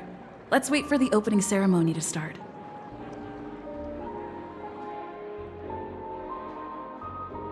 Wow! It's Miss Robin! Hey, Miss Robin! Hey, Miss Hey, Robin! over here, Miss Robin! Miss Robin! Miss Robin! Miss Robin! Miss Robin! There it is, Miss Robin! Miss Right, Robin! glory to the Wood family! Glory to the family! I'm your biggest fan, Miss Robin!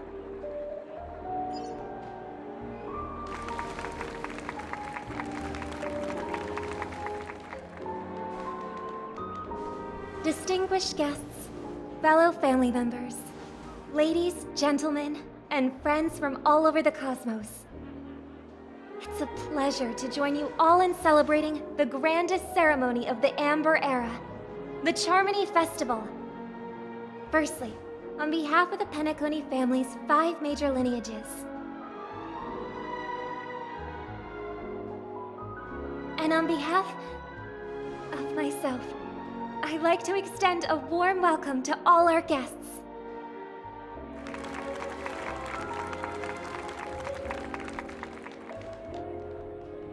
As you all may have noticed, this year's Charmony Festival is far from regular.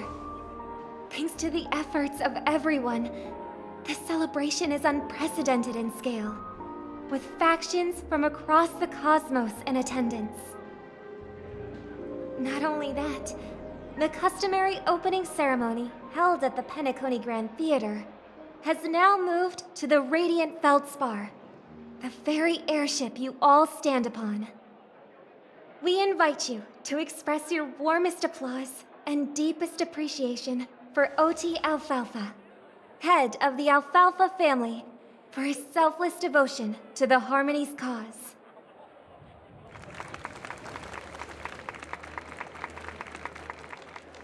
What makes this festival so uniquely significant? As is widely known, the Radiant Feldspar had to halt its voyage due to an anomaly in the Sweet Dream, sparking widespread discussion in the 12 Hours. Thanks to the hard work of Penacony's internal and external factions, we've finally gotten the Dreamscape back on track, just in time for the Charmony Festival. And as they say, good things come in pairs.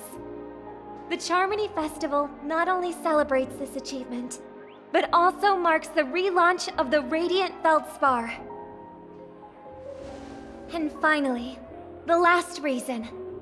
Does everyone remember the Watchmaker?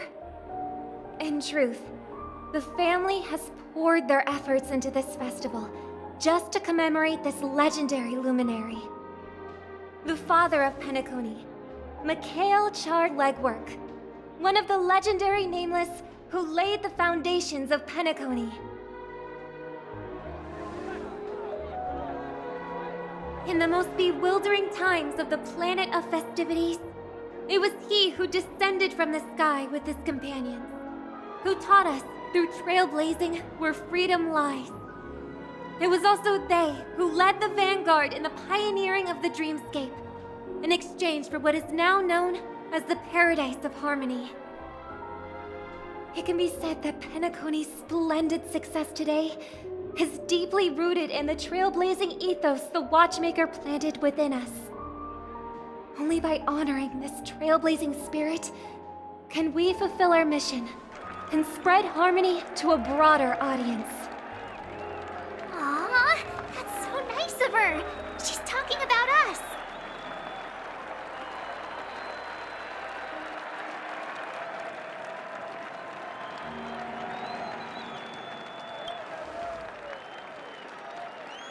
Obviously. Wait, why does that seem so ominous? And now, the Sweet Dream is back on track. All thanks to the Trailblaze, of course. If it weren't for everyone on the Astral Express, we wouldn't be able to successfully host this Charmony Festival. Thus, with unanimous consent from the 5 major lineages, Penacony's family, on behalf of all family members throughout the cosmos, offer a token of appreciation to the Nameless. Oh, I wonder if it's gonna be a big one.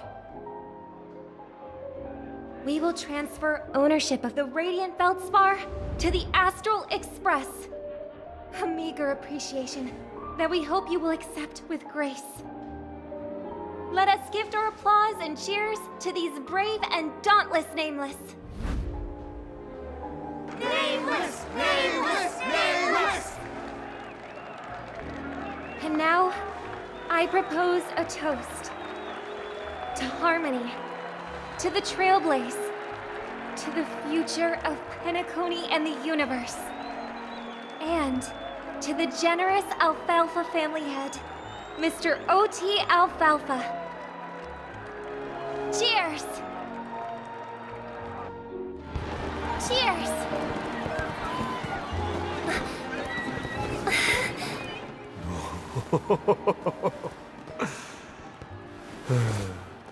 To make a decision like that. This little bird is no less capable than her brother. All's well that ends well. Right. But have you forgotten someone, my gray-haired friend? I put a bomb on this ship. You have 10 minutes to find it. Better hurry. When did this get shoved into my hands?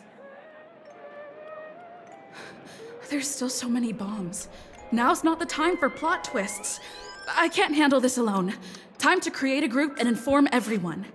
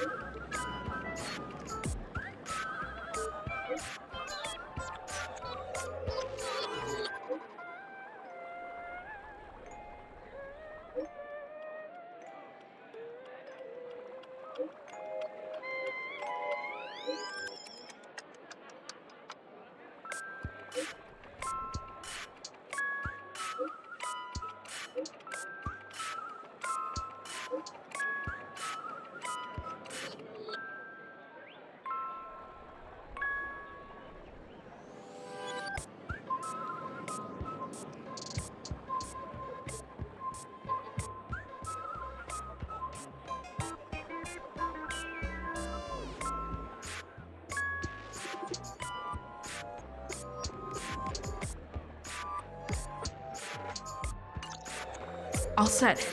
Let's start following the plan.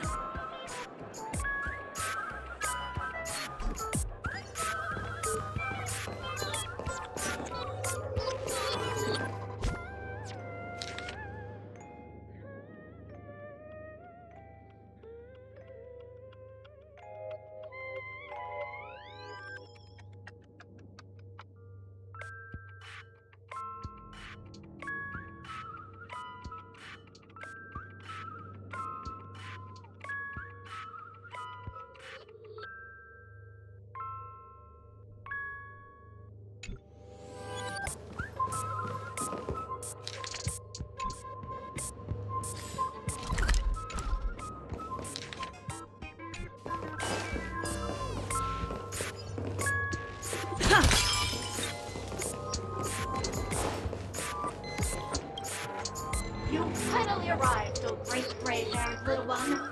I'm the constable around these parts, and right now, I'm posing as a bomb.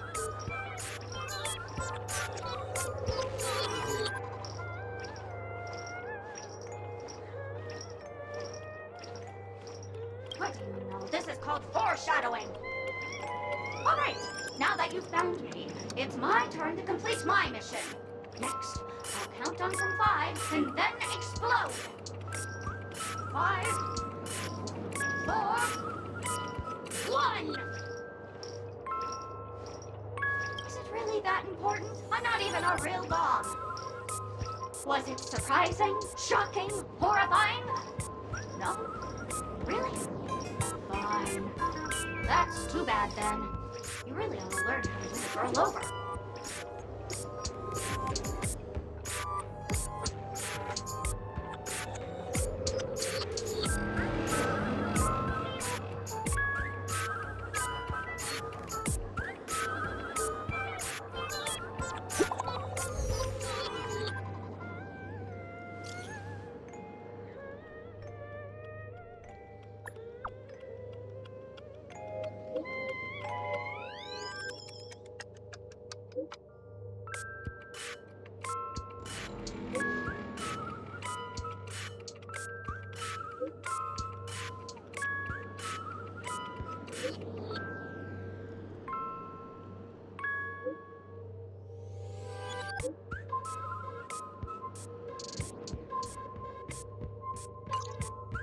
At least I made some progress.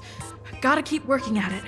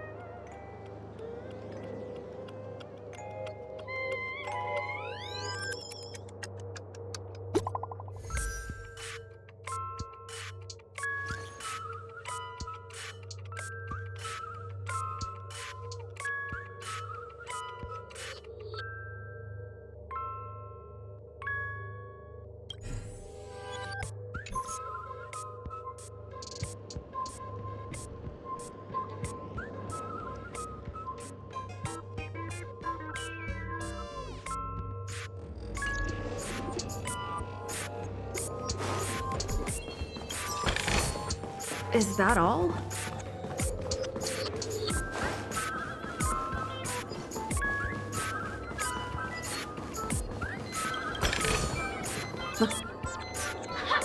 We meet again. I am Penacony's famed detective. Got yourself into a pickle? I'm more than happy to help. But unfortunately, I'm preoccupied with a couple of unsolved cases. So, you'll have to wait your turn.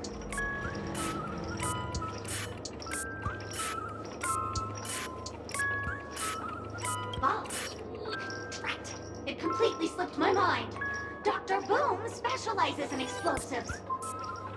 I need your help, miss. You've had quite a few run-ins with Dr. Boom. And with the recent bomb situation, you're bound to find evidence that proves Dr. Boom is the killer.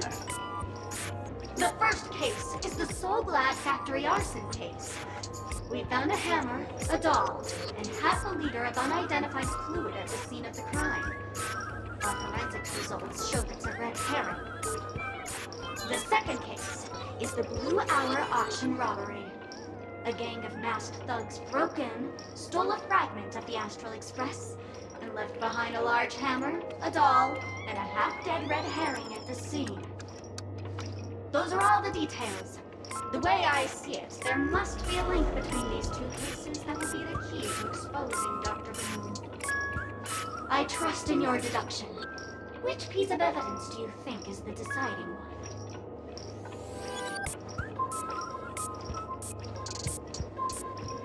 Bing, bing! Correct answer!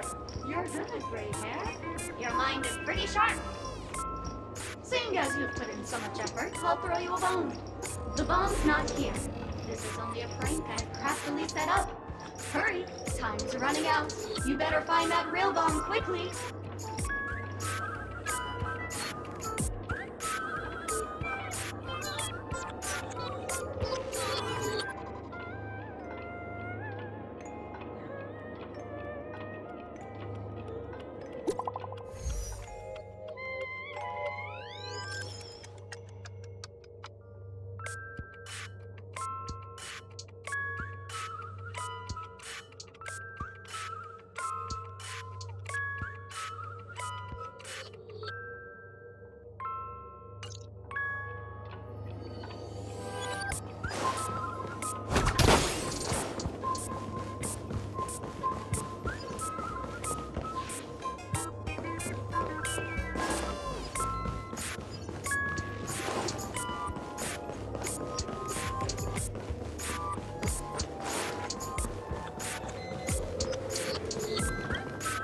Welcome to the Radiant Feldspar, good lady. I'm a dangerous one, and an outlaw who despises law and order. May you have a splendid day. Thank you, miss. But courtesy doesn't hide my hazardous lunacy. If you're unconvinced, let me show you. Go fudge yourself, you mo-fudger! To be frank, I didn't become an outlaw because I'm a fudging bomb. It's because I'm the fudging owner of an ancient, mad, forbidden curse. Care to experience it? I can chant it for you. But Miss Sparkle won't be responsible for any of the consequences. Holy fudge, you're more insane than I am. Let me gather my wits. The ritual is ready. Perk up your ears and listen closely to the most ancient rhyme fear etched into the very fudging genes of humanity. Loomska, boomska, little sparkles! Loomska, boomska, little sparkles!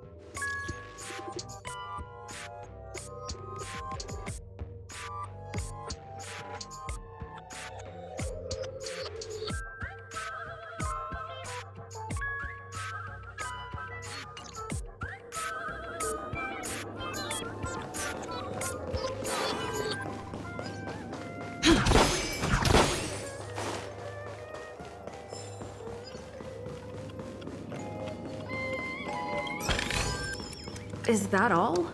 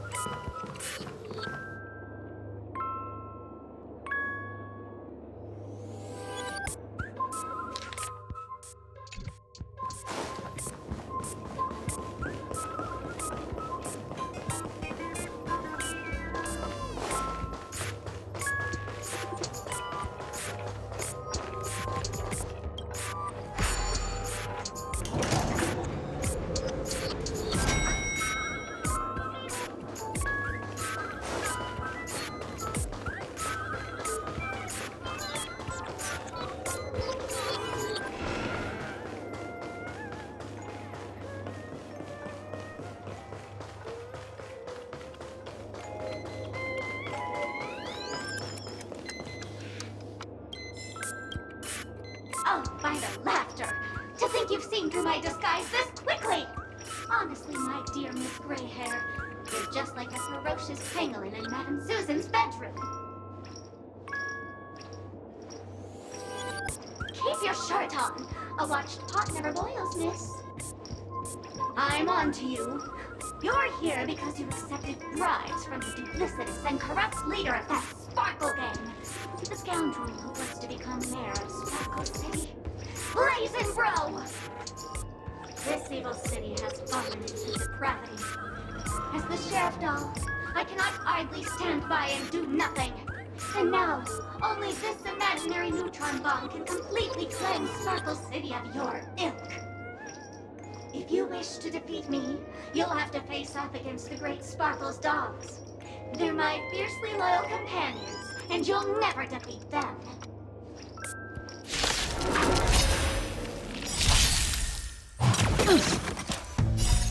Let the show begin!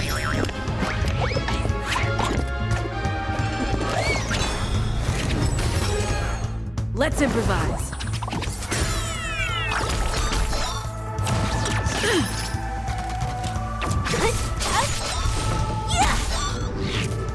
All better now? Come one, come all.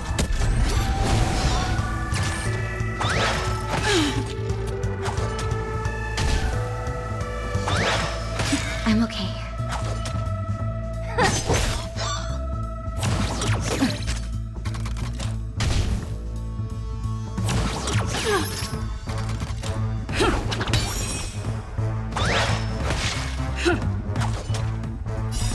Just a little something. Think nothing of it.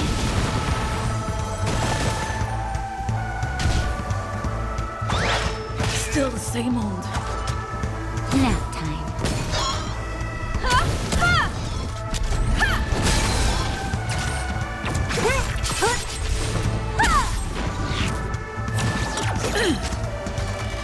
Dreams do come true. Let the show begin!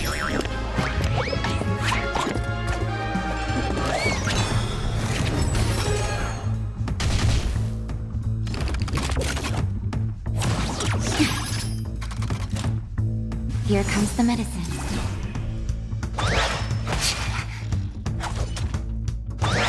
Still the same old. Who's next?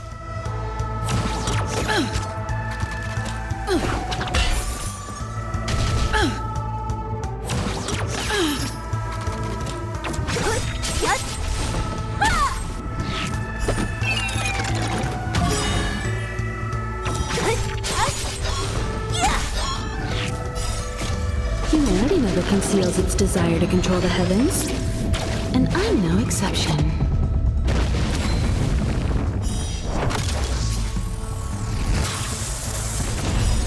Just a little something. Think nothing of it. Disappear among the sea of butterflies. Illusions of the past!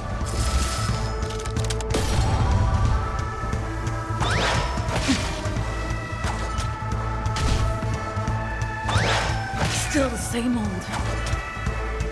All better now?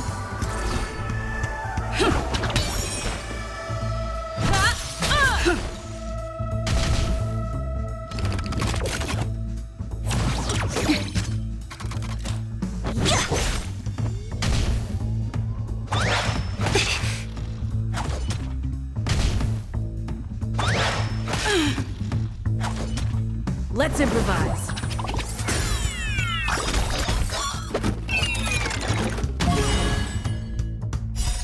Let the show begin!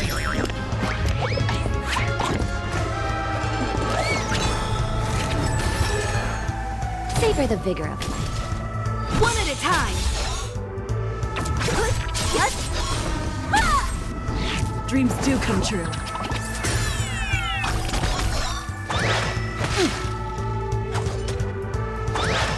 Still the same old.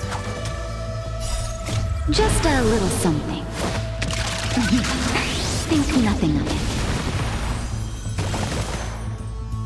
You're in bad shape.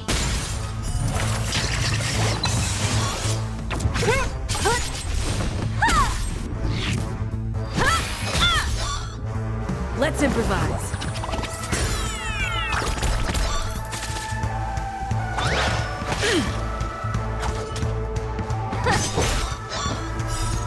Disappear among the sea of butterflies.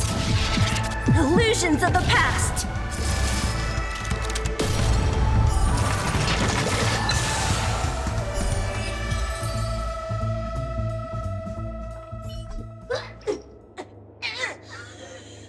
To think I was defeated by the despicable underling of Blaze and Bro.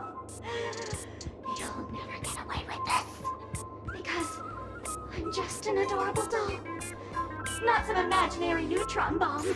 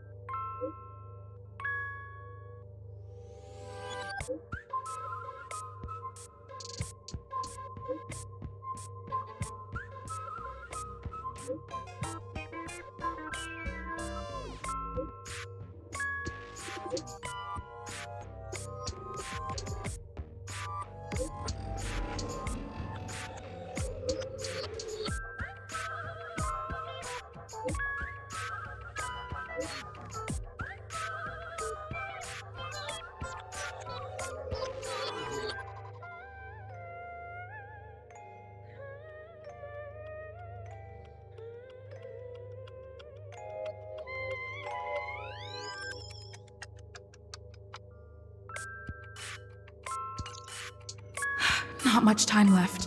I hope I make it.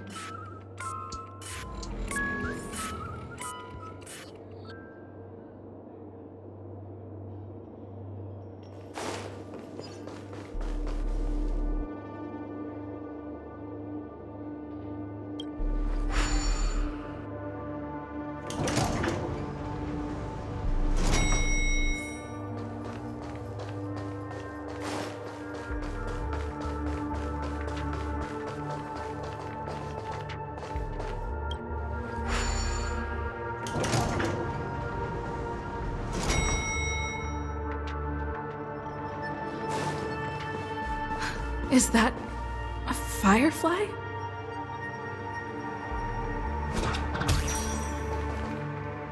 Minutes, 46 seconds. 28 minutes, 45 seconds. You're here!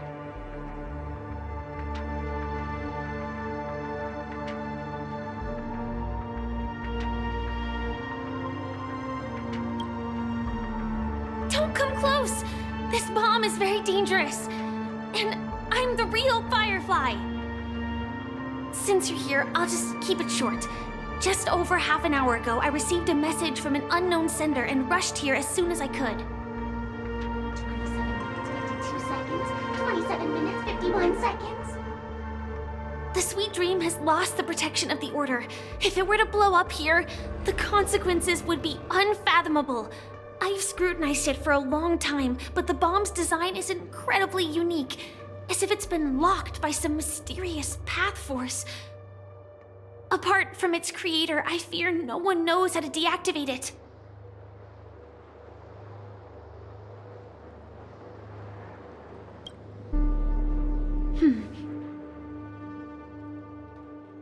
Actually, there might be another way. Do you still remember? The script said that I will experience death 3 times in the Land of Dreams. I think this moment heralds the 3rd time.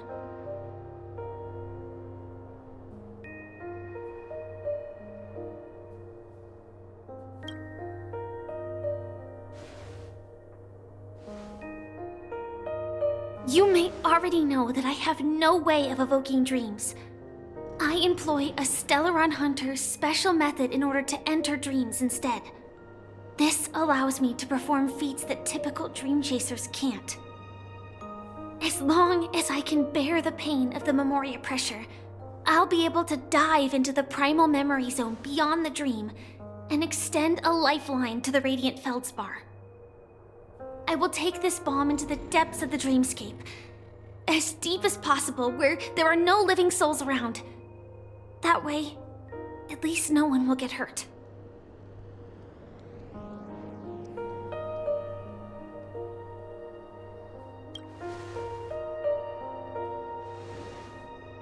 Don't worry.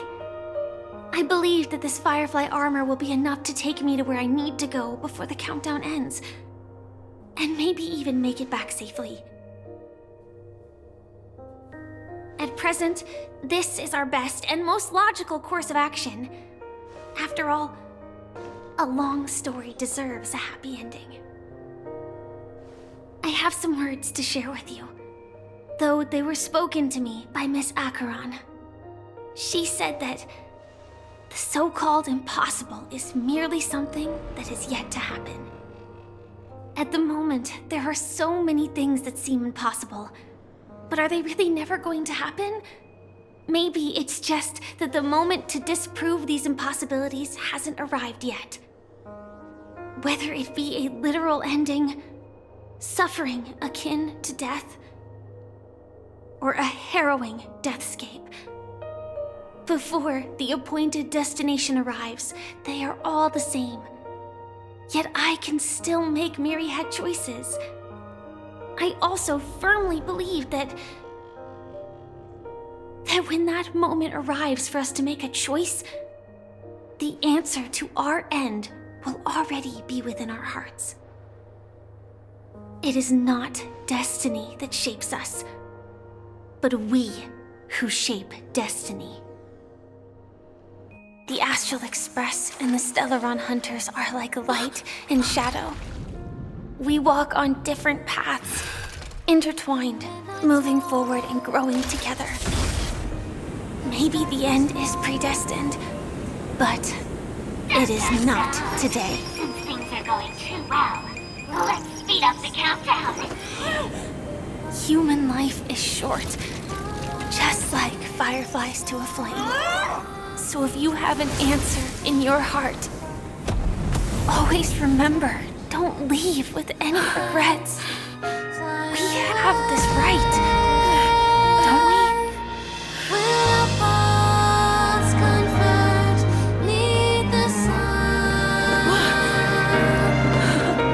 A silent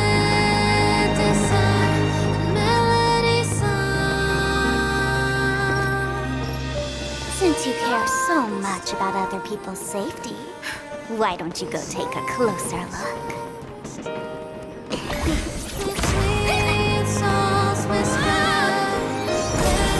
You see, everything is possible in this land of dreams. We each came here with our own goals and realized them in unimaginable ways. Regardless if the result was a sweet illusion or a bitter reality. It was an answer we longed for, day and night. So, why do people choose to slumber? I think it's as you said. Because in the end, we will wake up from our dreams.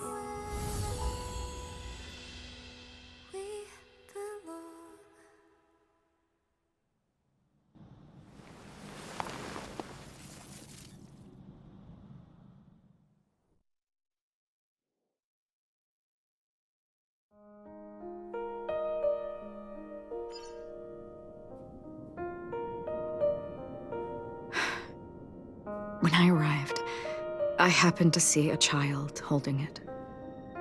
He said the flowers were prepared by Aunt Jessie for the watchmaker and the war comrade he'd missed his whole life.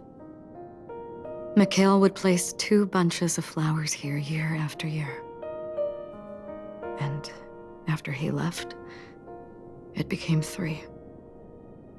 Your wishes will always be remembered by someone. Now, Penacony, as you hoped, has welcomed the dawn after a long, dark night. The path forward may not be a bed of roses, but at least people are prepared to step forth towards freedom. Tiernan, you can go home now. While the Nameless are also preparing for the next stop of their voyage.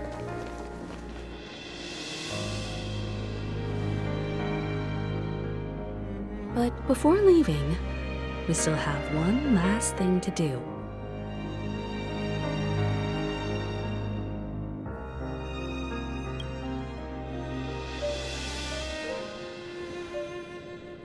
A fitting end to the tale of the departed. One could not ask for a better farewell. Go on. They're all here.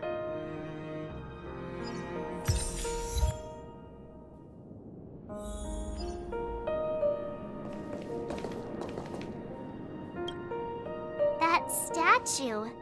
It wasn't here last time. Looks like this is the last riddle that Mr. Gallagher left for us. In the end, we still failed to figure out his true identity, or if he was even a living person. What should I say?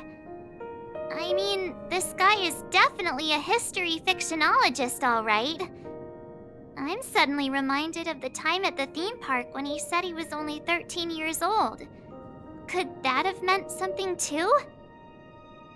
Either way, he's an enigmatic character for sure. At least our journey together in Penacony was real enough.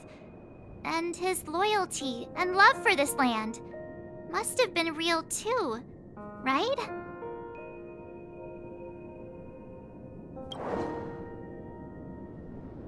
Gallagher, we raise a toast to you, the slumbering hound.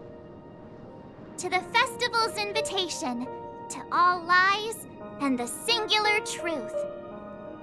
If we ever meet again, please don't talk in riddles.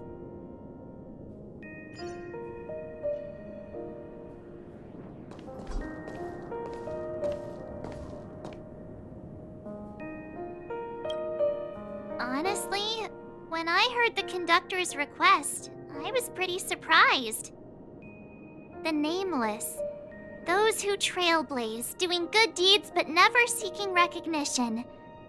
After all this time, how would we even find those 3 people in such a vast place like Penacony? But it seems, in the land of the dreams, anything is indeed possible. History may not remember the names of the dead, but the stars will attest to their journeys. the first glimmer of light in the prolonged night often illuminates little, as it is fleeting and the darkness too vast. But because of this, people will remember. As long as something shines in the night sky, then when the first star falls, countless more will follow, streaking across the horizon. Brooklyn Tiernan, Rosalina J. and Estella, we raise a toast to you, trailblazers of the Silver Rail. A toast to history that no longer remains silent.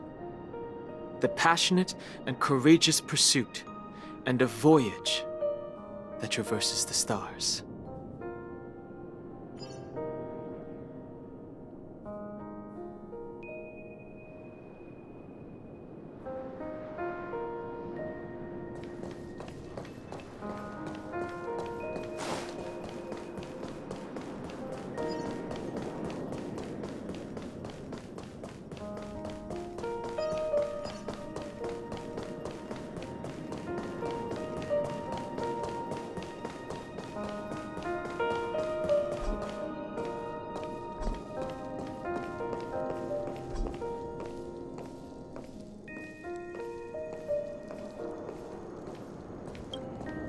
Is the Astro Express ready to depart Penacony?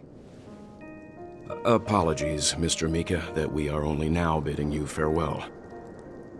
Oh, that's all right. You've all done so much for the Watchmaker, and we are forever indebted. Allow me, as the representative of Dreamflux Reef, to make another toast to all the nameless. What will the people of Dreamflux Reef do now? Many will continue to live here.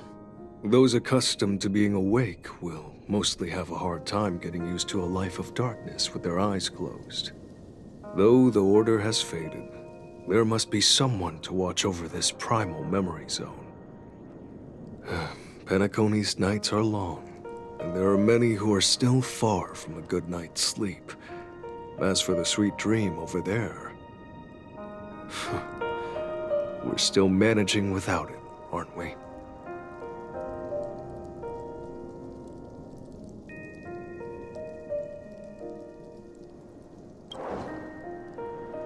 Mika and residents of Dreamflux Reef, we raise a toast to you, watchers of the long dream. To your tenacity throughout time, to each sorrowful night, and to the dawn that is finally upon us.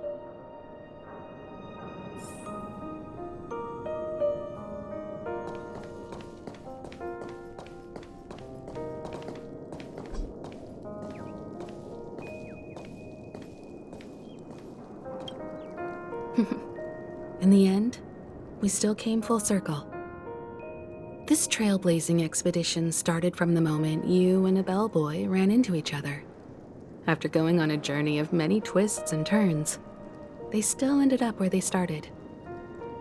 Just like a clock's hands that turn round and round, the start and end of each day will always land on 12 o'clock, the advent of time moving forward. There shouldn't be much left to say. This entire adventure started because of you, and should naturally end with you. And then, a new page will be turned. Mikhail Char Legwork, we raise a toast to you, watchmaker of the land of the dreams, nameless of the Astral Express. To Penacony's past, present, future, and the child's unwavering dream unto death. With that, our duty as nameless should be complete, right? The trailblaze can illuminate the way, but ultimately, the future of a world belongs to those who live in it.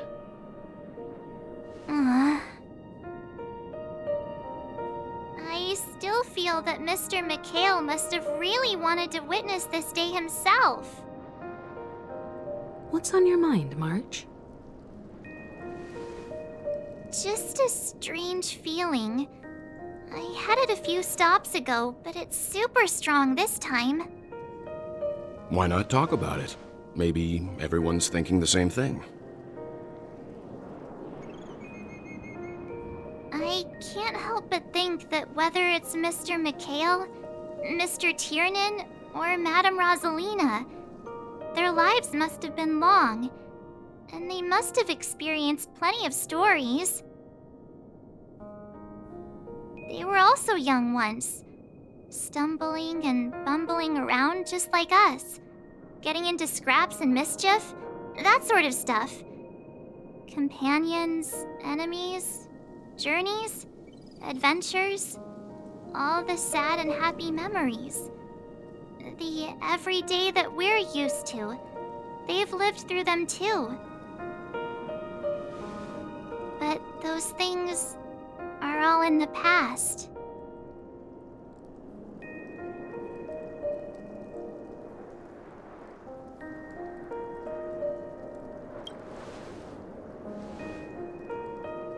I know, but the thing that I can't get out of my mind is the present. It'll be easier to understand if I use an analogy. Like when you're reading a book. If one of its characters keeps running into obstacles and experiences an ending full of regrets, we're bound to feel a bit mixed about it, right?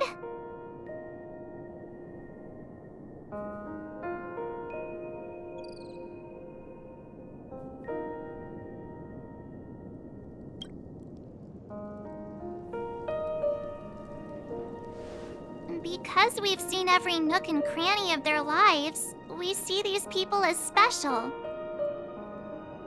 So, even if there are parts of it that aren't really realistic nor logical, we still hope that their story gets a good ending when it comes. But what if they and we aren't really that special? When Mr. McHale sat in this chair, waiting for the Astral Express to arrive every day, what was he thinking? And if, at the end of his life, he could still firmly say he had no regrets,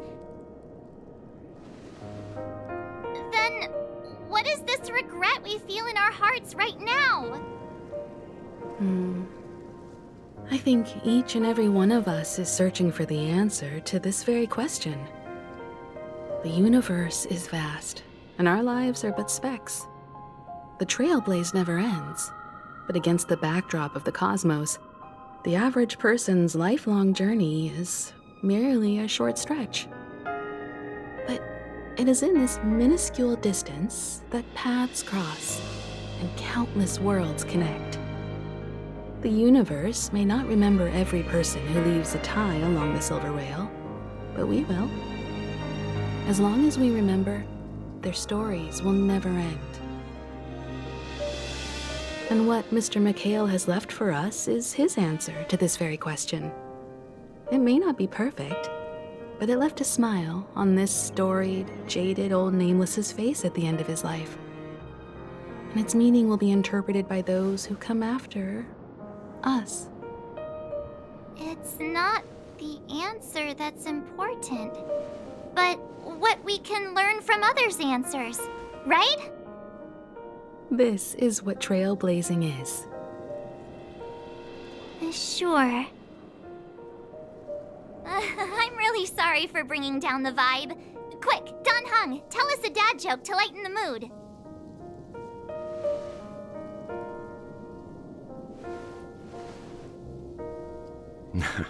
It's never a bad thing to reflect.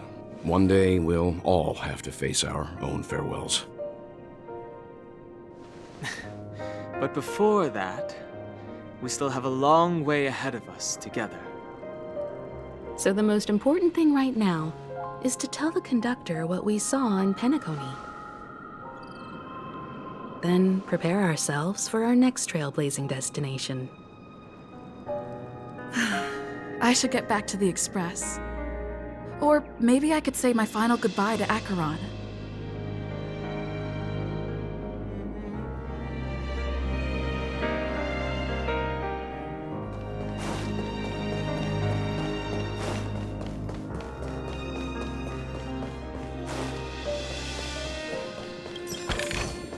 Looks good.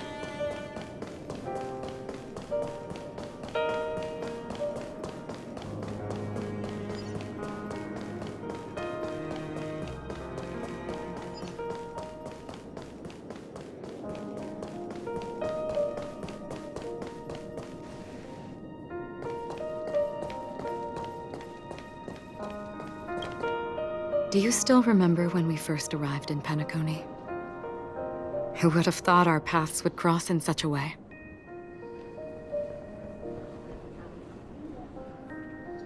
Ah.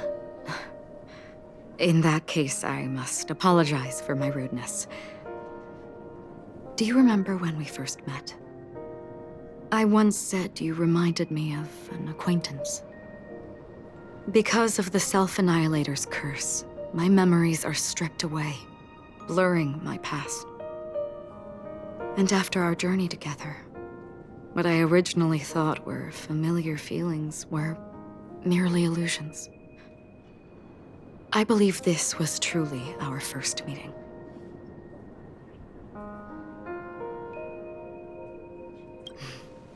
That's right. What matters more is not who I am, but what we have done together. This story will forever be etched in my heart. Come to think of it, I didn't even get a chance to formally introduce myself. Simply put, I'm a self-annihilator who was cursed by the Nihility. My hometown was destroyed a long time ago, and the whole world was erased beneath their shadow. In order to fight against the cruel end of self-destruction, I went on a journey in search of a way to sever the chains of the Nihility. After a long and grueling search, I am convinced that my destination lies within the depths of the dark web, where reality and the Nihility are separate. In there lurks a secret called Device 9. One day, I'll reach it. The ocean of stars is vast, and given our destinations, I'm afraid our paths may not cross again. But the trailblazing expedition ahead is always full of unknowns, and my blade is sharp enough to sever fate. As long as we maintain our original resolve, I believe there will come a day where we will meet again.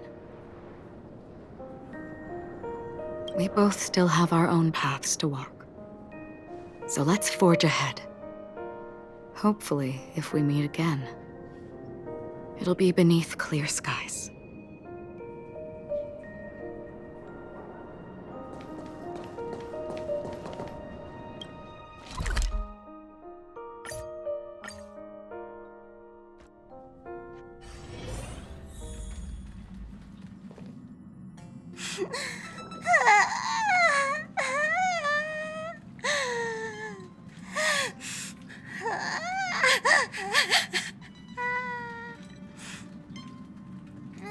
There.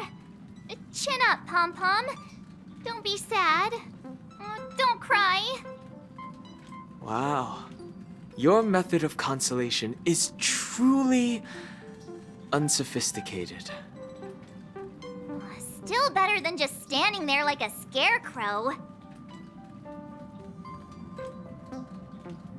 How could you say that? Don't be so mean. And while you're here, why don't you help me comfort Pom-Pom? We told Pom-Pom all about our adventure, and they suddenly started crying. I've never seen Pom-Pom so sad before. The conductor never cries. Pom-Pom is never sad. Pom-Pom is just angry. Yeah, angry. No matter where the express stops, you lot always manage to cause chaos. My well-thought-out timetable completely ignored. If you carry on like this, the express is gonna run out of fuel. That's right. Pom-Pom is just angry. It's not because of Misha, Tiernan, Rosalina, and the rest.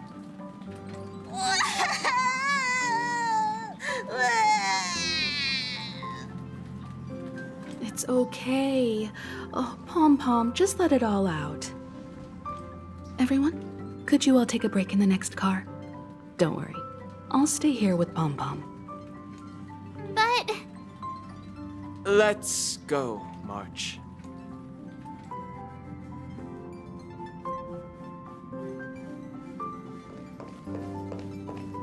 It's okay.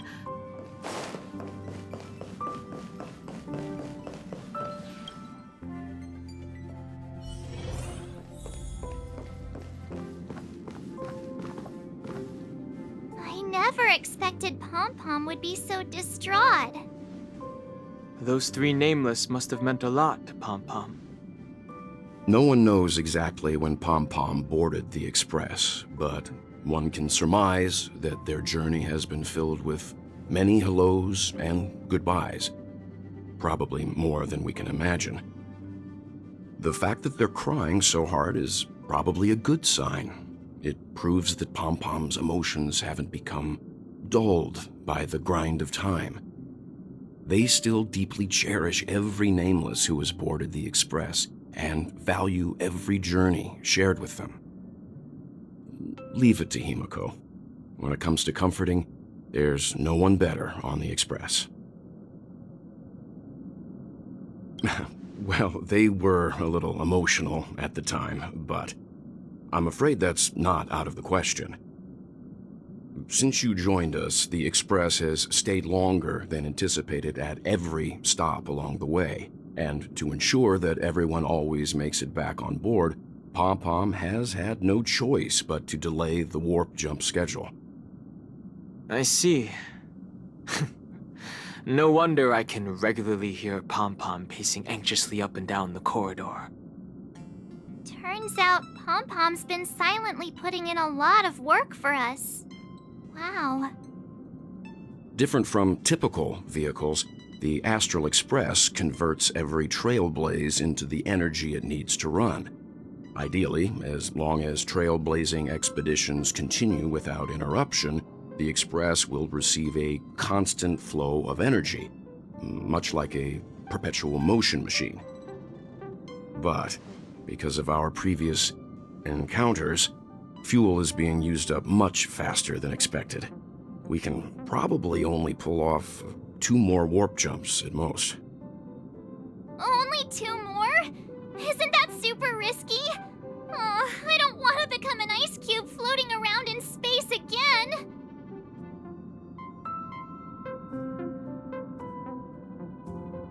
How about we shove you back in the space station's computer then?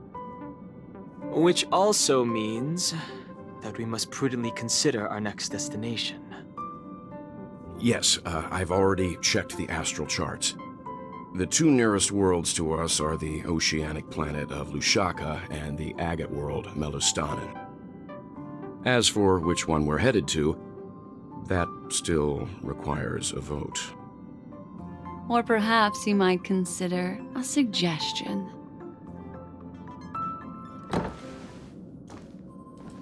Everyone, we meet again. It's you! Why were you just in my room? It's a very cute room, Miss March. Just like you.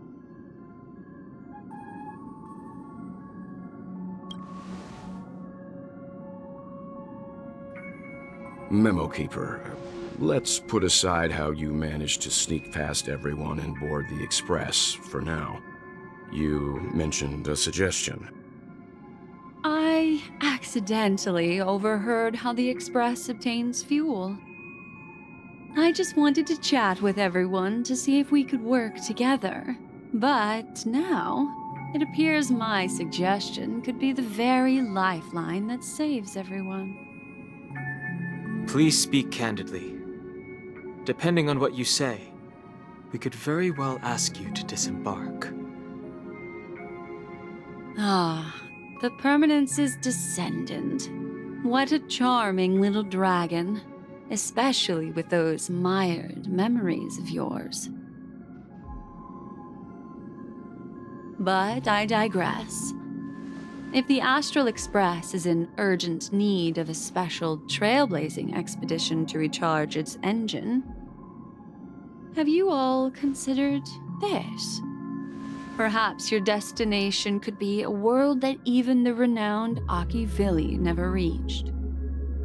Should you be able to lay down a new stretch of silver rail, the Express may never have to worry about energy ever again.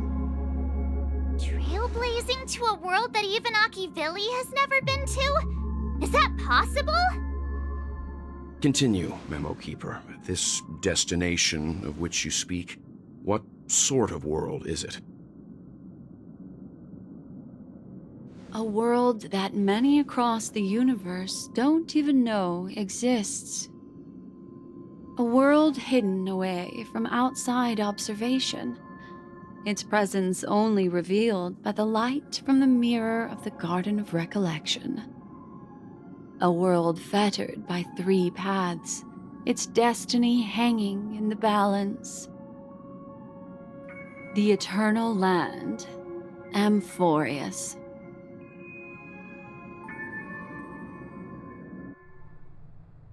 I hope I'm not too late, child. I wasn't expecting it to be you. Don't you know how many sentry posts the family has built? And how hard it is to get you out of here? Looks like my time's up. What do you mean? What time? Negotiation, interrogation, or death. My fate lies entirely in your hands, Lady Bonajade.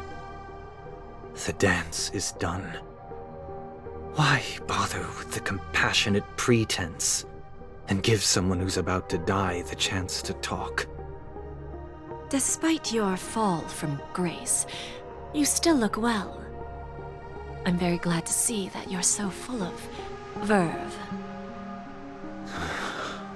Do not insult my pride with half-veiled sarcasm. Have you specially come to see me, just to sate your vile vanity? Oh, of course not. I merely came to fulfill your younger sister's wishes, to offer you a generous trade. That is, if you're willing to accept. Robin? To build a true haven where everyone can attain peace. That's the oath between you siblings, isn't it? If I told you there was still a chance to realize this vow, would you be willing to talk to me then?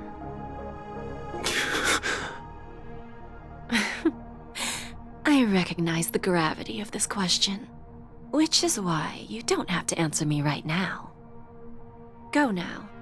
You are free, O Chosen One, who dare to exceed his bounds, sever your wings, descend to the mortal realm, and walk their lands. See what this world is truly like. I will not accept your charity. As I mentioned earlier, it's a trade, and you don't have to give me an answer right now. Rewards are not reaped in a day, and if there's one thing I'm best at, it's waiting. The sweet dream still continues, and the night is still long. You have plenty of time to contemplate your answer. A word of advice for you before we part ways. A word of warning from someone who's been in your shoes before. Life is too short to miss out on golden opportunities.